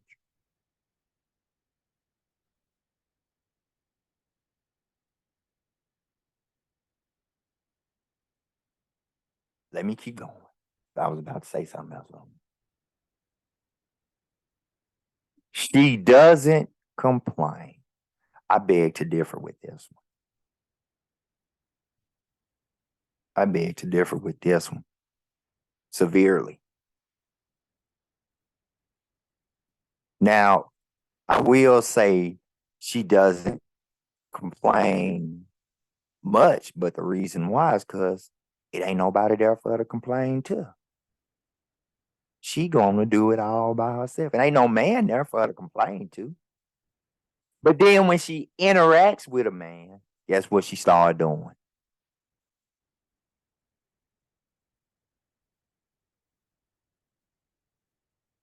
Almost every time. It's crazy. It's literally insane. She doesn't hold things in. Well, and I want to read this. If she believes someone, she doesn't hold things in. Let me go back there. This is what she's told herself, that she don't hold things in. If she believes someone's behavior is out of line, she'll call them out on it. She has learned how she has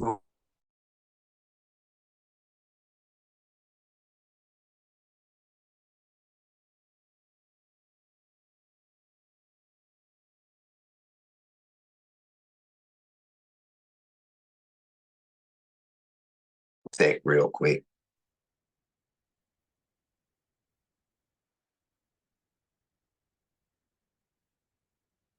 She has learned how to do this in a way that is firm but respectful. And she has learned, again, an acquired mentality.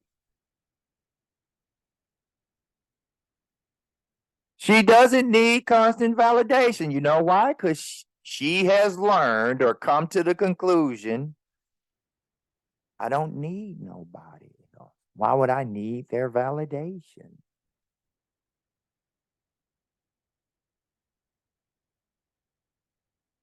Now, I want y'all to understand it. This particular agenda also breaks down what an actual household, the composition of the actual household. Biblically, the construction of a household, which is the Most High, Yahweh Shai, then the king, then the queen, then the children. No, no, no, no, no, no, no, not with a independent woman.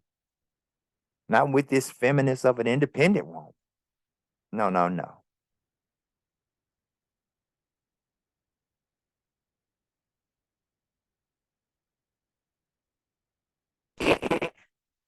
there are certain independent women, and I have seen it.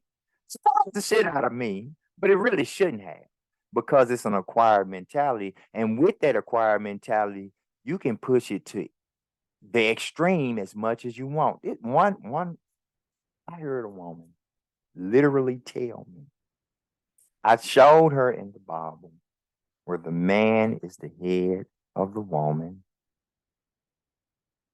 where Christ is the head of the man is the head of the woman, and the head of Christ is the Most High, right? I showed her that scripture.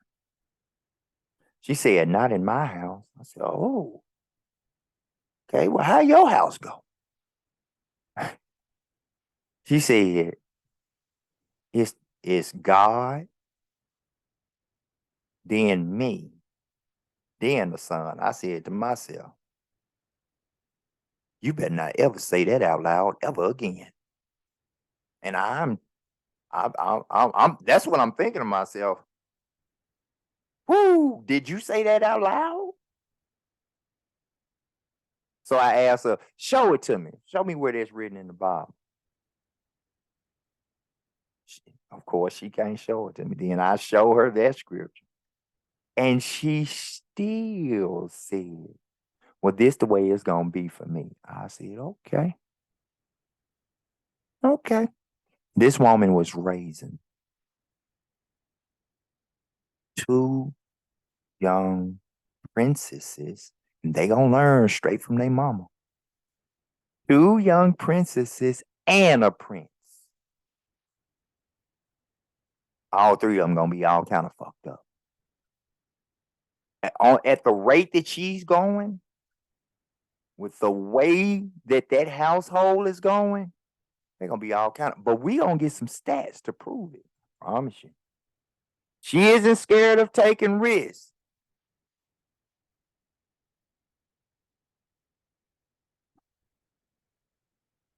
It's written in the Bible.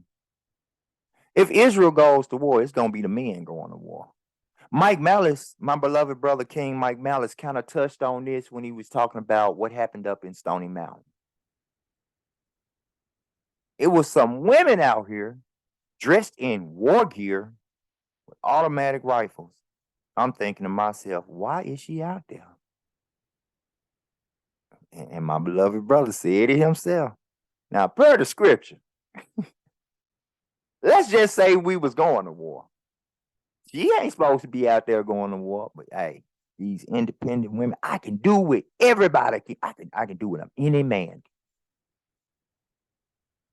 It is literally, that mentality is catered directly against men, head of the household. It is an agenda. It was somebody's agenda. And inside of that agenda, not only was it to empower women, it was to empower women beyond that of a man, and to break up a whole bunch of households. Fuck the whole household structure all the way up. All that was included in that agenda. She doesn't play the victim because there's no one there to play the victim with.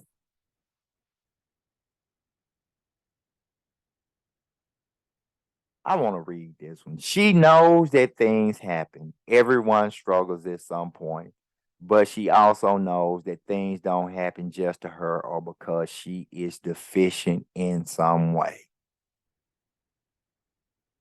Okay. And we're talking about women now. And again, I'm going to say this about y'all because it's true. You're talking about a ball of emotion. I know women, man, that if they can't even fathom, the world will be coming to an end if they $2 short on their rent on the 1st, not even the 5th, not even the 5 days out, on the 1st, if they short $2. Oh my goodness. And some of these independent women, I guess they not fully independentized. They ain't fully converted. They getting there. I don't Get it. Let me keep going. I'm gonna get a few more of these. She doesn't blame other people for her feelings. I had to get this one because that's one thing they definitely will do is get in their feelings. Independent women get in their feelings so swiftly because they not used to somebody being there to tell them, look, that shit off. Because it's their mentality. I don't need nobody, especially nobody that's going to tell me right from wrong. I know right from wrong. We're going to see how much you know right from wrong. She isn't scared of investing in herself, I'm sure. You got to remember the history of this started when they weren't allowed to acquire certain things. Women weren't allowed to acquire certain things. Not that they didn't have the access. Look, Eve lived in paradise. Lived in paradise. Imagine if she was an independent woman.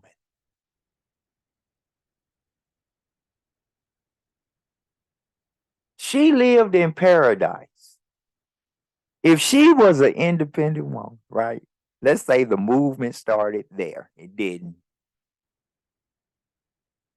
But let's say that the movement started there.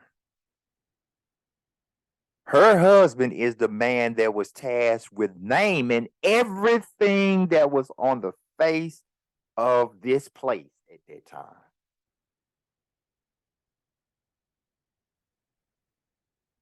And she don't want to be corrected.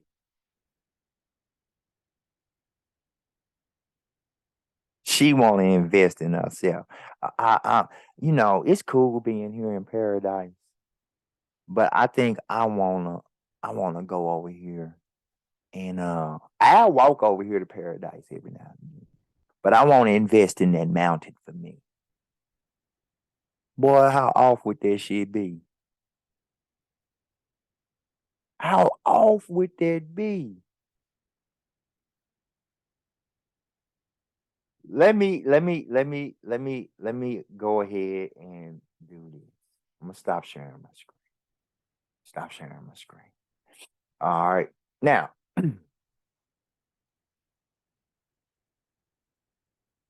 I want to go to Jeremiah and share my screen back to the Bible. I want to go to Jeremiah 31 and 22. I want to see if quite possibly Jeremiah 31 and 22. Something about this movement, this, because feminism is a movement. Being an independent woman is part of a movement. If this movement may have been mentioned. And I want to look at some of the words that are used in this. How long wilt thou go, O thou backsliding daughter? So we talking about quite possibly an independent woman in the truth that's backsliding. Uh-oh. For the Lord hath created a new thing in the earth. A woman shall compass a man. A woman shall lead a man. Wait a minute. A woman should say, I can assume the role. I can do what a man can do.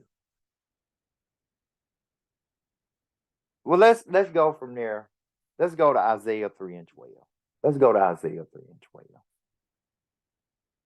Now, the words in that was backsliding. I mean, you're in severe error. If you are in the truth and you are an independent woman, you are in severe error. Severe error. I want to go to Isaiah 3 and 12. Isaiah 3 and 12. Let's see something. Let's just see something.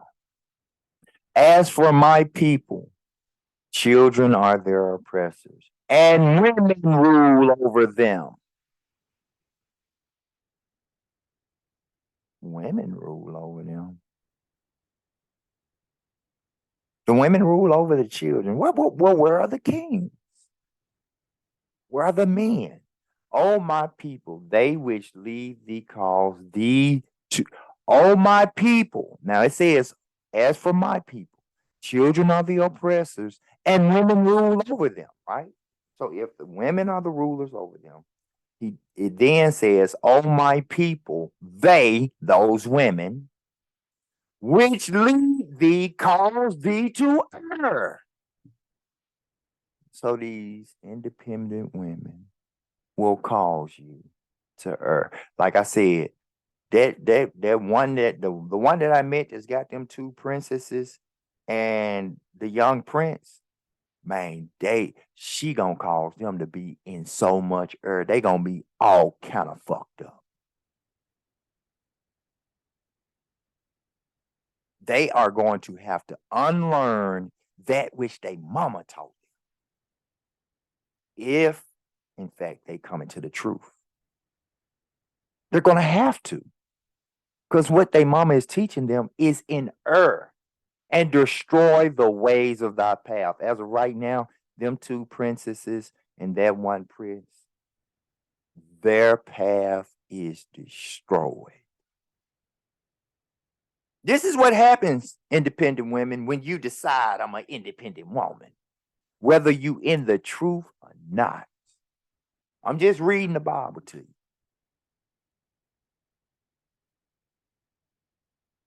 Let's look at some of the results.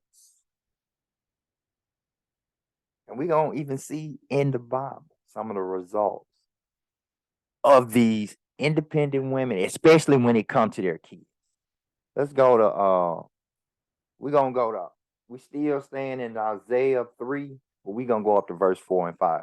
And I will give children to their princes, and babes shall rule over them. And the people shall be oppressed, everyone by another, and everyone by his neighbor. The child shall behave himself proudly against the ancient. Some of you independent women, y'all got little boys right now that'll walk up to a grown man and say, you ain't my daddy. You can't do nothing to me. And that's in the school setting. You can't whoop me. What you mean I can't whoop you? My mama said you can't whoop me. My mama said, if you whoop me, for me to call her. And the boy will literally repeat, a little 5-year-old boy will literally repeat everything his mama said. My mama said, if you put your hands on me, call her, and she gonna come up here and she gonna whoop your ass. A 5-year-old little boy.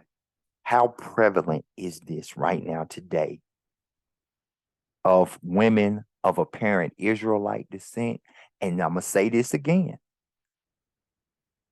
There are women in Israel that are Israel. They know who they are.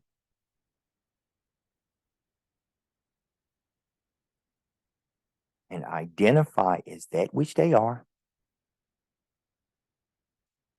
And they are independent women. Got kids right now running around saying this right here. All in error, like we read earlier, path all the way destroyed. Rest of their life, unless they are taught correctly and unlearn that, path is destroyed. Proudly against the ancients and the base against the honorable. These kids ain't been taught nothing, right? Or all that which they have been taught, they've been taught by, especially, and I promise you, it can be a prince or a princess. When these independent women raising these princesses, they grow up still a definite lack of knowledge, because the only knowledge they have is that their mom gave them. So guess what they end up being? They're taught to be an independent, a feminist, an independent woman, right? These little boys don't know nothing, will come up to an elder who is an honorable man. While their knowledge ain't even at the base. But that's what the scripture says. Now, I want to see if there's proof in that, right? So I want you to keep in mind that this is a mindset, an acquired mindset, a taught. This is something that's learnable, right? Be it correct or incorrect, it's something that's learnable. It's very correct because it leads to further error, right? So I got 4 videos. They real short videos, but the way it's going to look like it's one video. It's 4 videos I want you to look at. And when we come back, we're going to address those videos, right? And then we're going to look at some of the things that are addressed in the videos and some very real stats. Because a lot of you independent women, right, you all are achieving the agenda. Your home is all the way out of order. There is no man there. So what we're going to look at is we're going to look at a bunch of statistics, very real, factual findings. All right. So without further ado, I'm going to stop sharing my screen. Without further ado, what we're going to do is we're going to go on, check out these videos. I'll see you soon as they're over with. So I will say on this show, we try to stick to the rule rather than the exception. Okay. And that's not the majority. So I'll get to the rule. I'll get to the rule. 63% of youth suicides, are from single mother homes. 90% of homelessness and runaway children are from single mother homes. You can't put that on the mother. 85% of children who show behavioral disorders are from single mother homes. 80% of rapists with anger problems are from single mother homes. 71% of high school dropouts are from single mother homes. 70% of youths in operated institutions are from single mother homes. 80% of all the youths that are in prison are from single mother homes. So how are you going to blame the woman then? Well, he didn't blame guys, why is your immediate reaction you're blaming the woman when he's just reading a stat? 71% of high school dropouts are from single mother homes. Okay. 70% of youths in operated institutions are from single mother homes. 80% of youths in prison are from single mother homes. 85% of children who show behavioral disorders are from single mother homes. Right. And 80% of children with anger issues are from single mother homes. Now, hang on a minute. You're saying you want to be a single mother, essentially. And if I read you these stats and what it's going to be like for your child, generally, you might hang on to say, oh, but it says 80%, which means I might be on the 20%. Cool. I'm an exception. I'm an exception to the rule. But the rule looks like this. So let me ask you a question. Are you willing to put your child at this statistical disadvantage? Answer his question. Yeah, there wouldn't be an advantage because I wouldn't be a single mom. Do you understand? And the thing is, we've spoken about this on the show on multiple occasions, that you put your child at every statistical disadvantage when you choose to become a single mother. I'm not choosing to become a single mother. Now, hang on, but you're choosing to raise a child in a household without a man. Okay, right? yes. So your child is more likely to be homeless. Your child is more likely to go to prison. Your child is more likely to have mental issues. Your child is more likely to be an angry rapist. He's more likely to be in a gang. He or she. No, hang on. Children that come from single parent households, specifically single mother households, are subject to all of those things. Okay.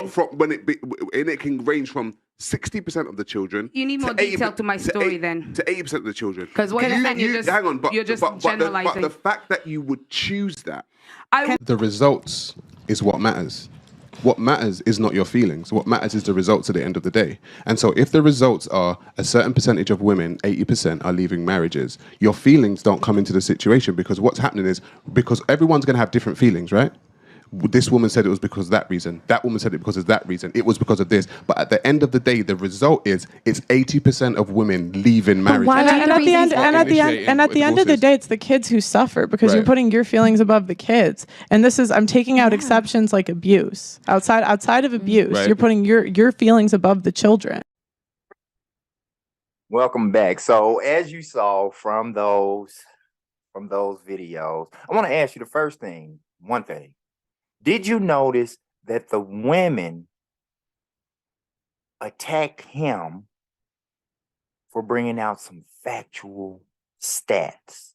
That is that mentality of some of the greater majority of these feminists, of these independent women. You know, they can do it all by themselves, especially when it comes to a single parent household, right? So now what I want to do is I want to share my screen. I'm going to move kind of fast because I don't want this truth for thought to be too long. And we're gonna see if some of those stats he was talking about was true. We're just going to skim over it. We're not going to really go into it. I'm going to leave the link to this. You can go and check it out yourself. All true data. This was updated on March the 12th of 2022, okay?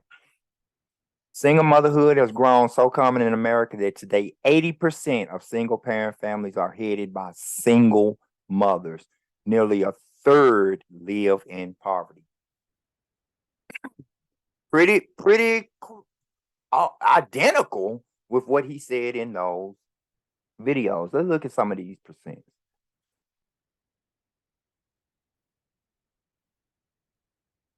This is a snapshot of the single mother families right now. And this just here in Babylon. This is just here in America. All right. This is the demographics of them.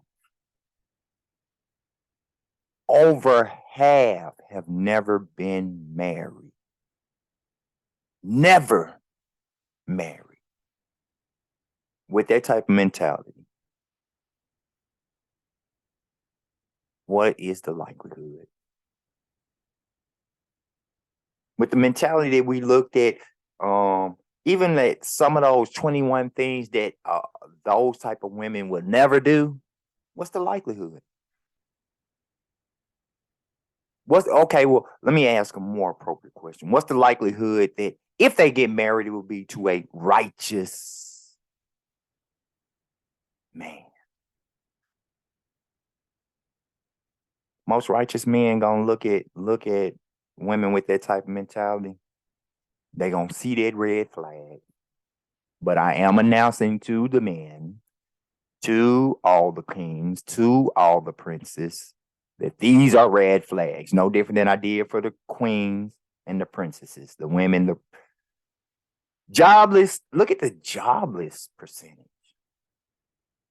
This is in regards to the women heading these households. The ones that say they can do what a man can do. I can work that, I can do that job better than he can. 29% of them jobless.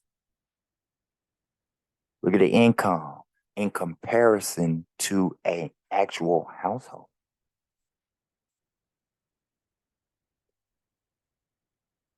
Look at that. How can that woman making $49,000 do the same thing that a man can do when his household makes $101,000? Double what she makes. How?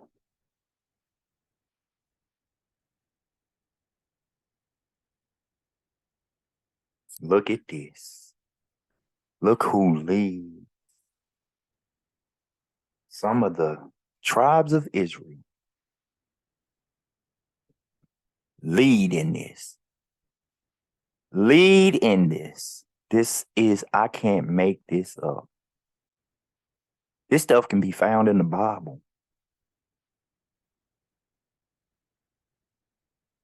About the single parent households, the man leaving the household. You can see it in Deuteronomy 28. It's in the curse. It's in the curses. Let's look at one more. Let's see. Some of the hardships. Welfare and food stamp recipients. Single, the ones that can do the same thing a man can do. Some of them. So I'm gonna stop sharing. I'm gonna have a link to this. You can really go through there and comb through it with a fine-tooth comb. The link is gonna be in the description. For the sake of time, because I don't want to hold y'all too long. Let's go on and move to the next red flag that women tend to generate, right? So now we're going to examine an adulterous woman and a female whoremonger. Now, my beloved brother, he made a real good point yesterday in his lesson. And I'm going to echo that sentiment today. He said, there's this saying now called a body count. A body count. And women today, more and more, they're having a higher and higher body count, and they literally are proud of it. So let's go back to the Bible real fast. Let's go back to the Bible. I'm going to go ahead and share my screen to the Bible. I'm going to try to get this in real fast, and we're going to start off with Proverbs 30 and 20. Proverbs 30 and 20. Let's go to it. Let's get Proverbs 30 and 20. And it reads,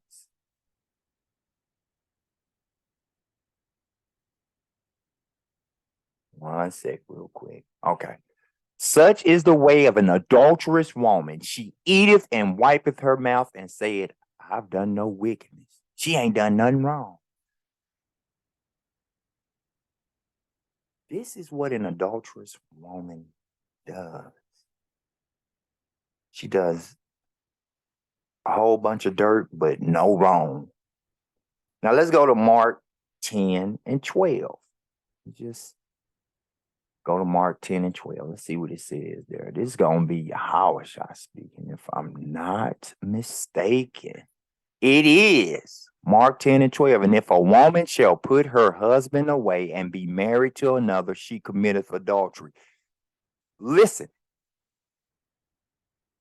to all women, but especially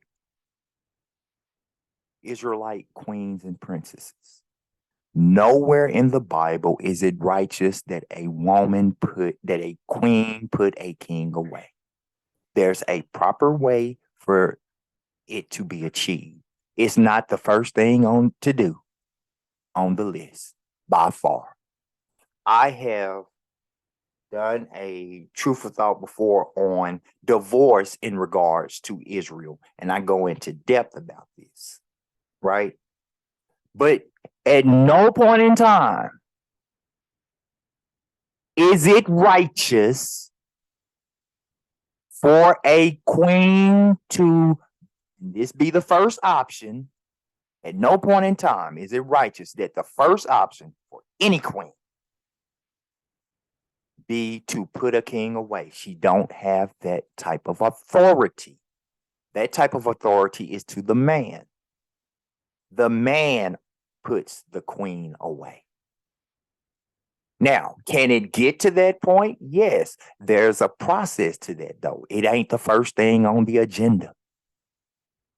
But nowadays, that's what women do.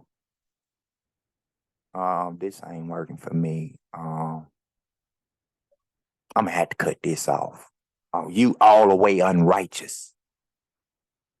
You are unlearned and don't know the proper way to take care of said business. At that particular point, you are the adulteress. But hold on one second. I want to get some with this. Let's go to Matthew 5 and 32. Let's go to Matthew 5 and 32. Let's just prove the point. Let's just prove the point. Matthew 5 and 2.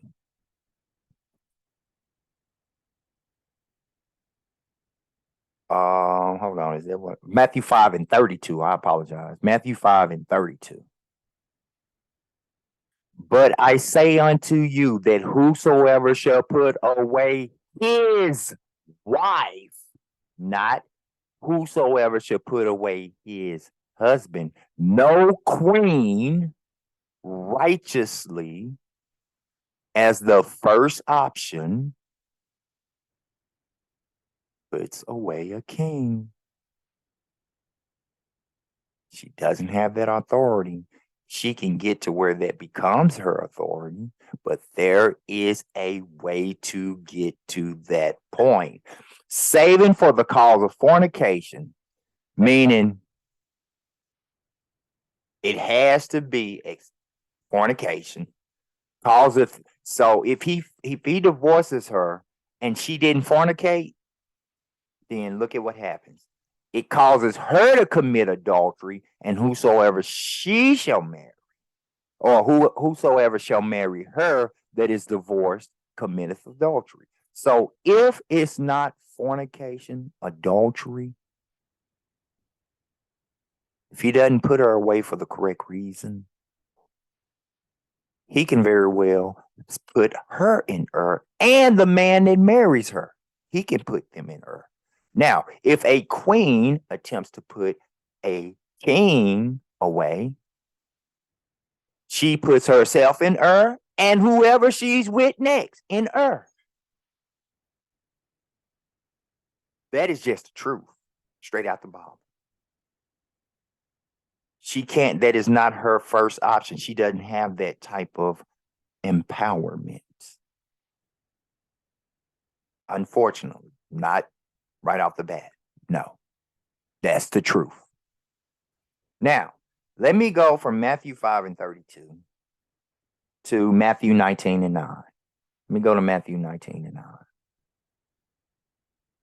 And it reads, and I say unto you, whosoever shall put away his wife, same thing, precept, except it be for fornication, just like I just said, unless it's for fornication, adultery, things like that, and shall marry another, committeth adultery, and whoso marrieth her, which is put away, doth commit adultery.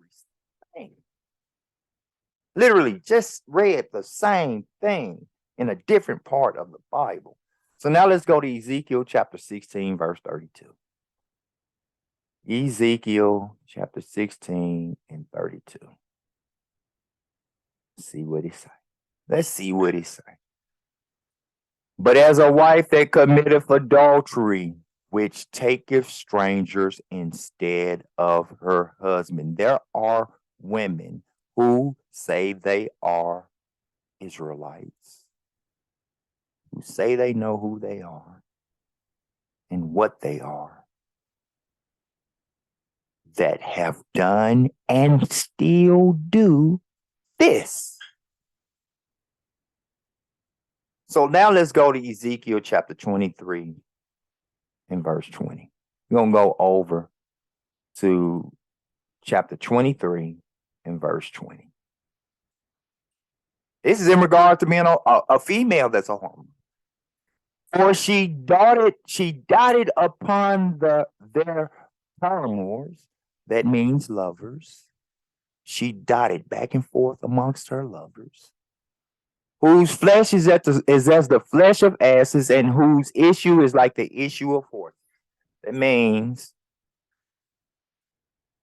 that the flesh is like the flesh of asses. They're well endowed. These men are well endowed. And whose issue is like the issue of horses, a lot of semen when they copulate. But this is what whoremongers do. They dot around to different lovers, and what they're seeking, you can hear, I don't want no little bitty man. I'm searching for if he ain't packing, I don't want him, stuff like that. Hey, can very well be in Israel. In fact, there are some in Israel.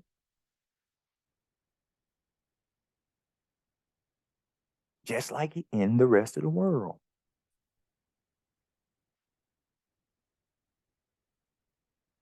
So now I want to go to look at, there are women, especially nowadays, that lie about paternity to entrap or ensnare men with other men's seed. Oh boy. The good old Maury Povich show deal. So let's go to Ecclesiasticus. Let's go back to the Ecclesiasticus. And we're going to go to chapter 23, and we're going to get verses 22 through 28. Listen to this. Man, kings and princes, listen to this. Thus shall it go also with the wife that leaveth her husband and bringeth in an heir by another. That's a child by another. For first she hath disobeyed the law of the Most High, and secondly she hath trespassed against her own husband, and thirdly she hath played the whore in adultery, and brought children by another man. She shall be brought out into the congregation, and inquisition shall be made of her children. Her children shall not take root, and her branches shall not bring forth no fruit.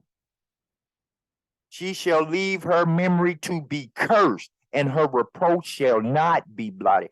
That can't be blotted out.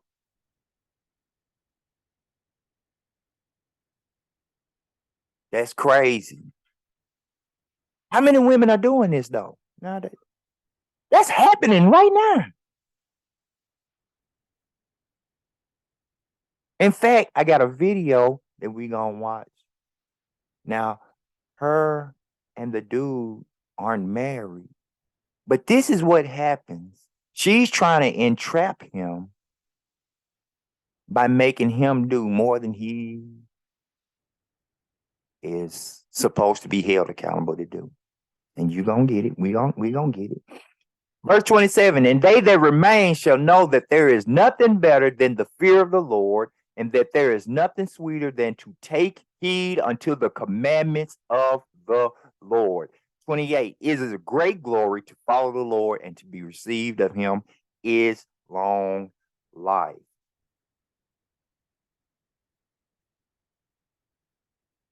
So now I want to stop sharing my screen, and I'm gonna it's another video we're gonna watch. Now these people appear to be of Israelite descent, right?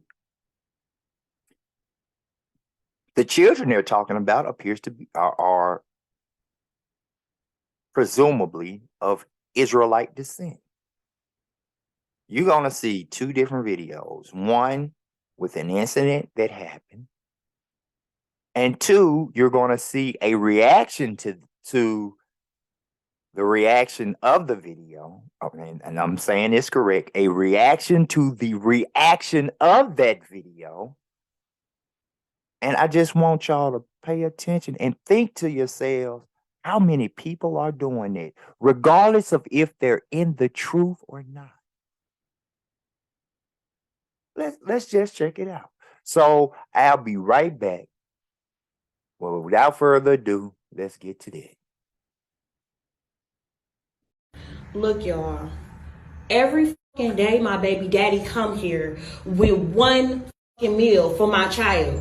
But I have 3 other kids. We have 1 kid together, but he only want to come and bring one thing to McDonald's. But what about my other kids? How come you can't feed my other kids at McDonald's, though? Like, that's bogus as hell. Like, you're not finna sit here and make my other kids feel left out, and you're only bringing one child something to eat. Look, there he go. And I bet you he only got one thing in there. I bet you he don't even. I'm finna expose out of him so people can see how he really is. It ain't more than enough food in that bag for everybody. What's up? Because I'm finna expose you. What? Because that don't look enough for all my kids. That don't look enough for all my kids. What is that? That's just one burger? One burger, one fry? What he like? What do you mean? Okay, what about my other kids? What about your other kids? Okay, but them your kids' siblings though. What are you talking about? What are you mad Them about? my kids, them your kids' siblings though. So what you? So my other kids finna be left out. You didn't feed them? You know I don't give my food stamps to the seven. Lisa, how is that my problem? But if you're trying to help out though, you're not helping out. I'm not trying to help. I'm trying to help my son. How are you helping your son when you're only getting food for just him and not the other kids, his siblings? Lisa, them are his siblings Lisa, though. He not finna eat in front of all his other siblings and they're not eating no McDonald's. Why do I gotta put... Bring him out to the car. I'll let him eat. No. He's not finna eat that shit at all if you can't bring enough for everybody. Lisa, so you telling me that I gotta bring... So when I bring my son food, I gotta bring your kids food too now? Yes. You sound dumb. How is that shit dumb? You sound dumb. You sound dumb. Where are they daddies at? Nobody told you to talk to them other... You had them other kids. Them your responsibility. They're not my responsibility. Okay, but if you're gonna bring one, you need to bring it for all. How do that shit look that I'm letting one child eat McDonald's and all the rest of the kids can't eat no fucking McDonald's? So you know I get food stamps on the 11th. Three kids that ain't mine. What yeah, like? they're his siblings. You knew what you was getting into when you had a baby with me. No, I did. Yes, you did. You expect me to take care of all the kids? They're not my kids. Okay, but you still had a baby with me who have kids with other people. I still have other kids. Why are you recording me? Because I'm exposing you. Everybody think you such a motherfucking good daddy. I am a good daddy. No, you're not. No, you're not. You're full of shit in this bullshit. You only come here with one piece of food for one child. The child that's mine, silly. No, that's dumb that you can't feed the other kids. Don't feed nobody at all. Then he can't take that shit. He can't eat it. Maybe if you had one or two, I can maybe. You got it's 3 extra kids. What the f***? I like going to my mother account, spending money on all those kids. Them not my kids. Them are your kids' siblings, though. Dumb. So that's what you gonna go with? That's the one you gonna Those are your fucking kids' siblings. They're my so that means yeah. I take care of them. So don't. No, I didn't say you have to take care of them. You can bring them something to eat if you bring one something to eat. I bring them food every other day. What do you mean? Exactly, but you don't never bring food for the other ones. You know I get my food stamps on the 11th. Your babies. Okay, but I'm saying we share the same kid as well. Absolutely. So if you want to, if you feel the way about eating, take him in the room and let him. I'm not taking my kid in the room. Send him down to the car. He ain't even got to eat in front of his brothers and sisters. He can come right out to the car and eat with me. No. You know what? Fine. Give it here. Thank you. Give it here. Give it here. Give it here. Dumb. He ain't eating this. You. Why would you just do that? Because you ain't bringing up for all the other kids. You stupid. Selfish as a like you're dumb as hell. You're dumb as hell. He not finna eat that shit. Dumb. Take care of him anyway. Dumb. He not finna do that. If you can't do it for all, don't do it for none of them. Bye, stupid. Thought I was finna take that shit today. Yeah, I had another thing for him today. No, he can't take it today. So the whole world is basically bashing me right now because I'm the baby mama who was upset at her baby daddy because he only decided to give his child McDonald's and not the rest of my other 3 kids. I have 4 kids. You knew the situation when you dated me. Our child is the youngest child. So keep that in mind before y'all make me the villain. That means all my other kids knew him. He was buying the McDonald's when we were together. My kids have to go through a transition of our breakup as well. Like, yeah, me and you broke up, but my kids got to feel it too. So now my kids have to see only one of their siblings get McDonald's and not the rest of them. And they know it's coming from you because, of course, like me and you used to be together. They used to see you. You used to do it for them. But now you don't want to do that for them anymore. Like, to me, that's petty. That's petty. Like, it's not fair. Like, you're not. Now, I want you to think about this, Israel. How many cases could you fathom of things like that happening right now today. How many other situations just like that can you fathom are happening right now today? Outside of the one you just saw. And you saw her explanation.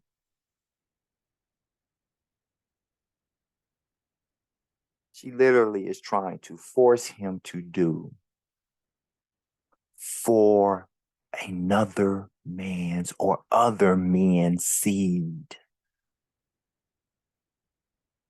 That is crazy. But let's go ahead and move to the next thing because I don't want to keep y'all we almost done. We almost really close. So the next thing I want to look at is a woman that's happy for the moment, but she just never can be satisfied. These types of women too,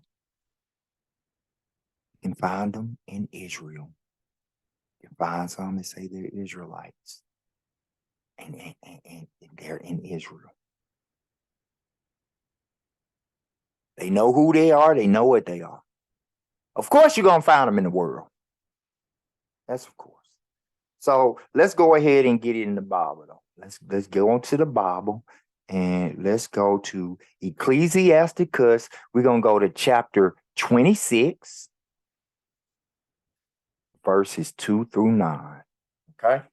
Now, men, again, we talking about red flags for y'all when it comes to courting, the courting period, and marriage and active marriage. Listen to this. A good wife is a good portion, which shall be given in the portion of them that fear the Lord. So it's a good portion given to a man that feared the Lord.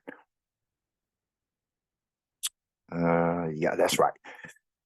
Well, I was supposed to start at verse 2. I want to go back to verse 2. A virtuous woman rejoiceth her husband, and he shall fulfill the years of his life in peace. It's a huge word for anybody to be in peace. But there's a way to achieve that. And I went over that last week when I spoke about the righteous union, the vow. The righteous modest queen, the righteous mighty king. Okay. Verse 3, a good wife is a good portion, which shall be given in the portion of them that fear the Lord. Whether a man be rich or poor, she's good. Right? She's supposed to be anyway. If he have a good heart toward the Lord, he shall at all times rejoice with a cheerful countenance. There be 3 things that my heart feareth, and for the 4th I was sore afraid. The slander of the city, the gathering together of an unruly multitude, and a false accusation. All these are worse than death.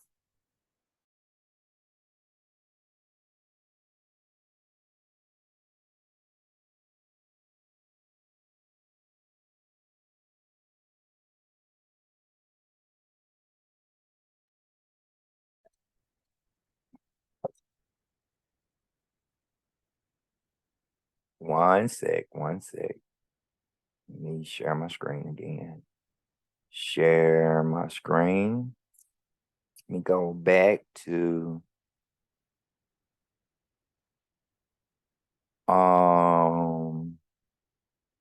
where was I? An evil wife is a yoke shaken to and fro. He that hath hold of her is as though he held a scorpion. A drunken woman and a gander abroad causeth great anger, and she will not cover her own shame. The whoredom of a woman when be known in her haughty looks and eyelids. Keep that in mind, because we finna look at something in regards to that. So it says, the whoredom of a woman may be known in her haughty looks and eyelids. So let me stop sharing my screen because I'm going to share my screen again. But this time, I'm going to share my screen to this. Now, this is a Canaanite, well, a Hamite, in President Robert Mugabe of Zimbabwe. In regards to a woman that's happy for the woman, but just can't be satisfied. No matter what. You can be rich, you can be poor. She ain't satisfied.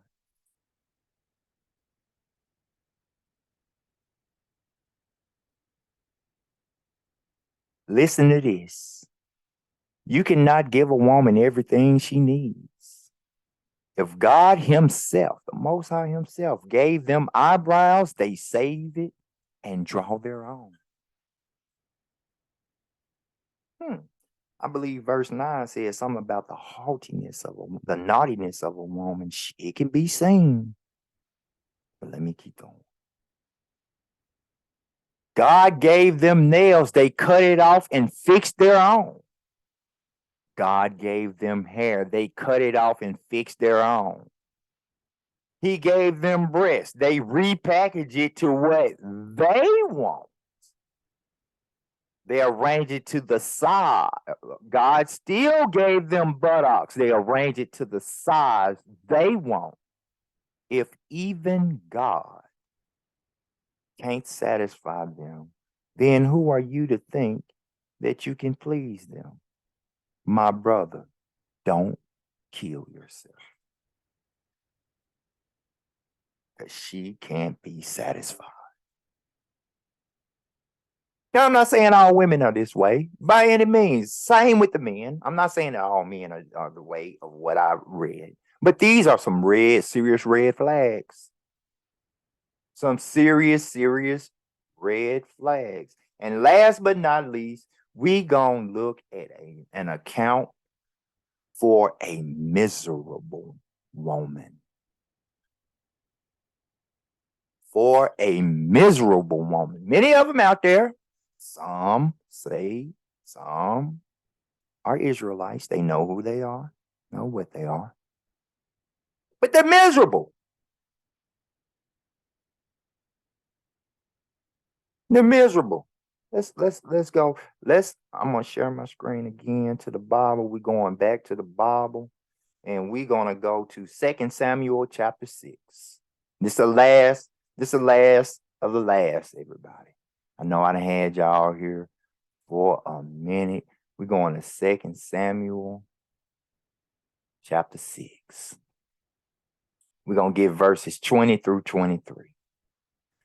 Now, let me kind of give you a backstory to what's going on here. What's going on here is King David has returned from a major victory, right? So amongst his servants and his people, he dancing, and he took his clothes off and he dancing naked, right? He's that happy, right?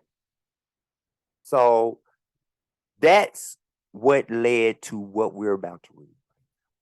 Then David returned to bless his household. So he's coming home. Remember, I said, man, when you done had a hard day at work, that's a hard day at work. You just fought a war. Right? You coming back from fighting. That's a long, hard day's work. But it didn't even just happen over one day. It was over a span of days, right? So you just not coming back home. Come back home, you happy. You out there dancing and partying with your people. Then you go home. You go to your home. Listen to this. Then David returned to bless his household.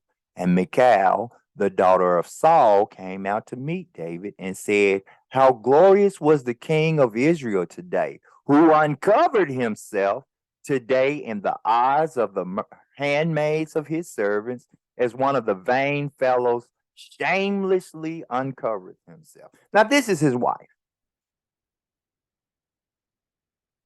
She didn't say, welcome home, baby. I'm so glad you didn't die. You could have died.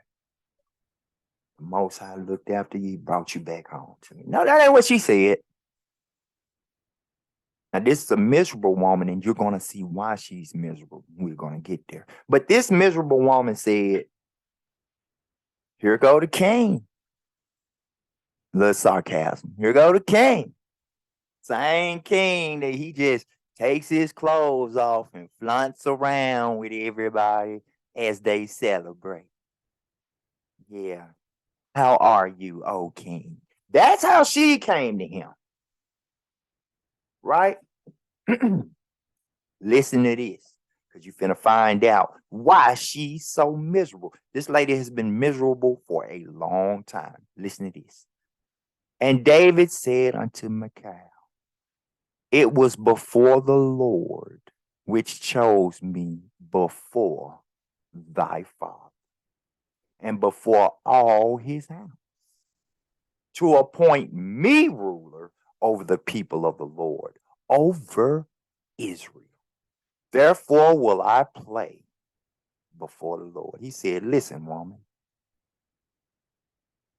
I know you've been miserable for a long time because the Most High, he chose me over your father and the whole house. Okay? Why you coming at me? So what's going on? David started talking his shit. He said, so why you coming at me after I just came from fighting a war to make sure you good, along with all the other folks that you say I prance around with uncovered shamelessly? You too don't have to worry about who I just fought this war. Right? He then says, not only did he pick me over your father and his house, but he appointed me to be over his people, Israel. I mean, he talking his shit. He going in on killing us softly. Therefore, if I want to come back and celebrate, this is when he said, therefore will I play before the Lord. If I want to come back and celebrate, woman, by dancing around with the people that the Most High put me over, and I'm celebrating before him, if I want to run around and prance around naked, oh miserable woman, I will. All before the same Most High that picked me to be there for that. Let me keep going.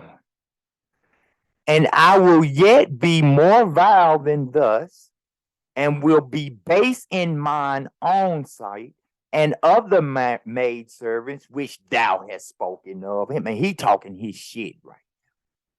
Of them shall I be had in honor. What he's telling her is, you know what's crazy though?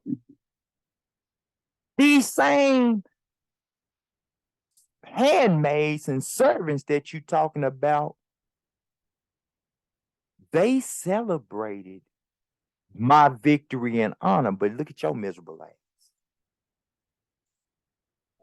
You at the house, look like you done sucked on 50 lemons just before I walked in. I painted this same picture earlier. Got your little lips all puffed out. Let me keep going. Therefore, Michal, the daughter of Saul, had no child unto the day of her death. This female was so miserable. This man didn't even want to bless her with his seed. And if you continue to read, you'll see he put her away. But she was so miserable, it wasn't going to matter who she got with. Even after he put her away, She was gone. She was such a miserable woman that here you read, no matter who she would have been with, she was so miserable, and she caused so much misery around any man. They too would not bless her with his seed. So with that, Israel, because I had y'all a long time, right? Let me stop sharing my screen. Hold on, stop sharing. Like I said earlier, some spades gonna get called.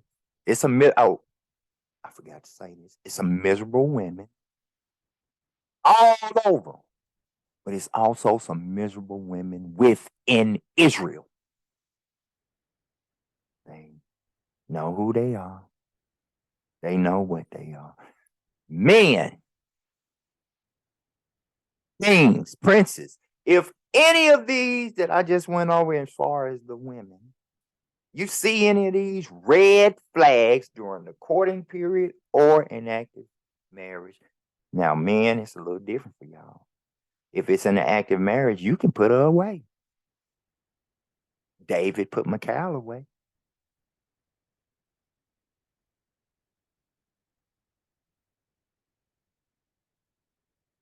As long as she meets some of the qualifications to be righteously put away. And let's say she don't meet some of the qualifications. She didn't fornicate. She didn't commit adultery. Right? But she's to follow your lead, right? If you tell her you don't need to do this anymore, queen, with all due respect, that is not cool. Don't do this no more. I'm asking you. Right? And let's say she gets snapping off, right? Biblically, there's a way to handle that. You get someone to bear witness. Now, that witness has to hear both sides of the story, and then hear you ask, queen, that ain't cool. You need to not do that. That witness has to hear her say no. And go off and do all that she's gonna do. And that witness has to bear witness that he's not asking nothing astronomical. That don't go well, he can go get more witness. And this is all biblical. They witness both. They hear the whole story from both. They witness, they bear witness to him asking again. And he say, well, you know what? I want to put you away. He has biblically done it correctly. And he will say why he wants to put her away. And it's going to be that same thing. I've asked you so many times, and I asked you with one witness, and I've asked you with multiple witnesses. You ain't going to change.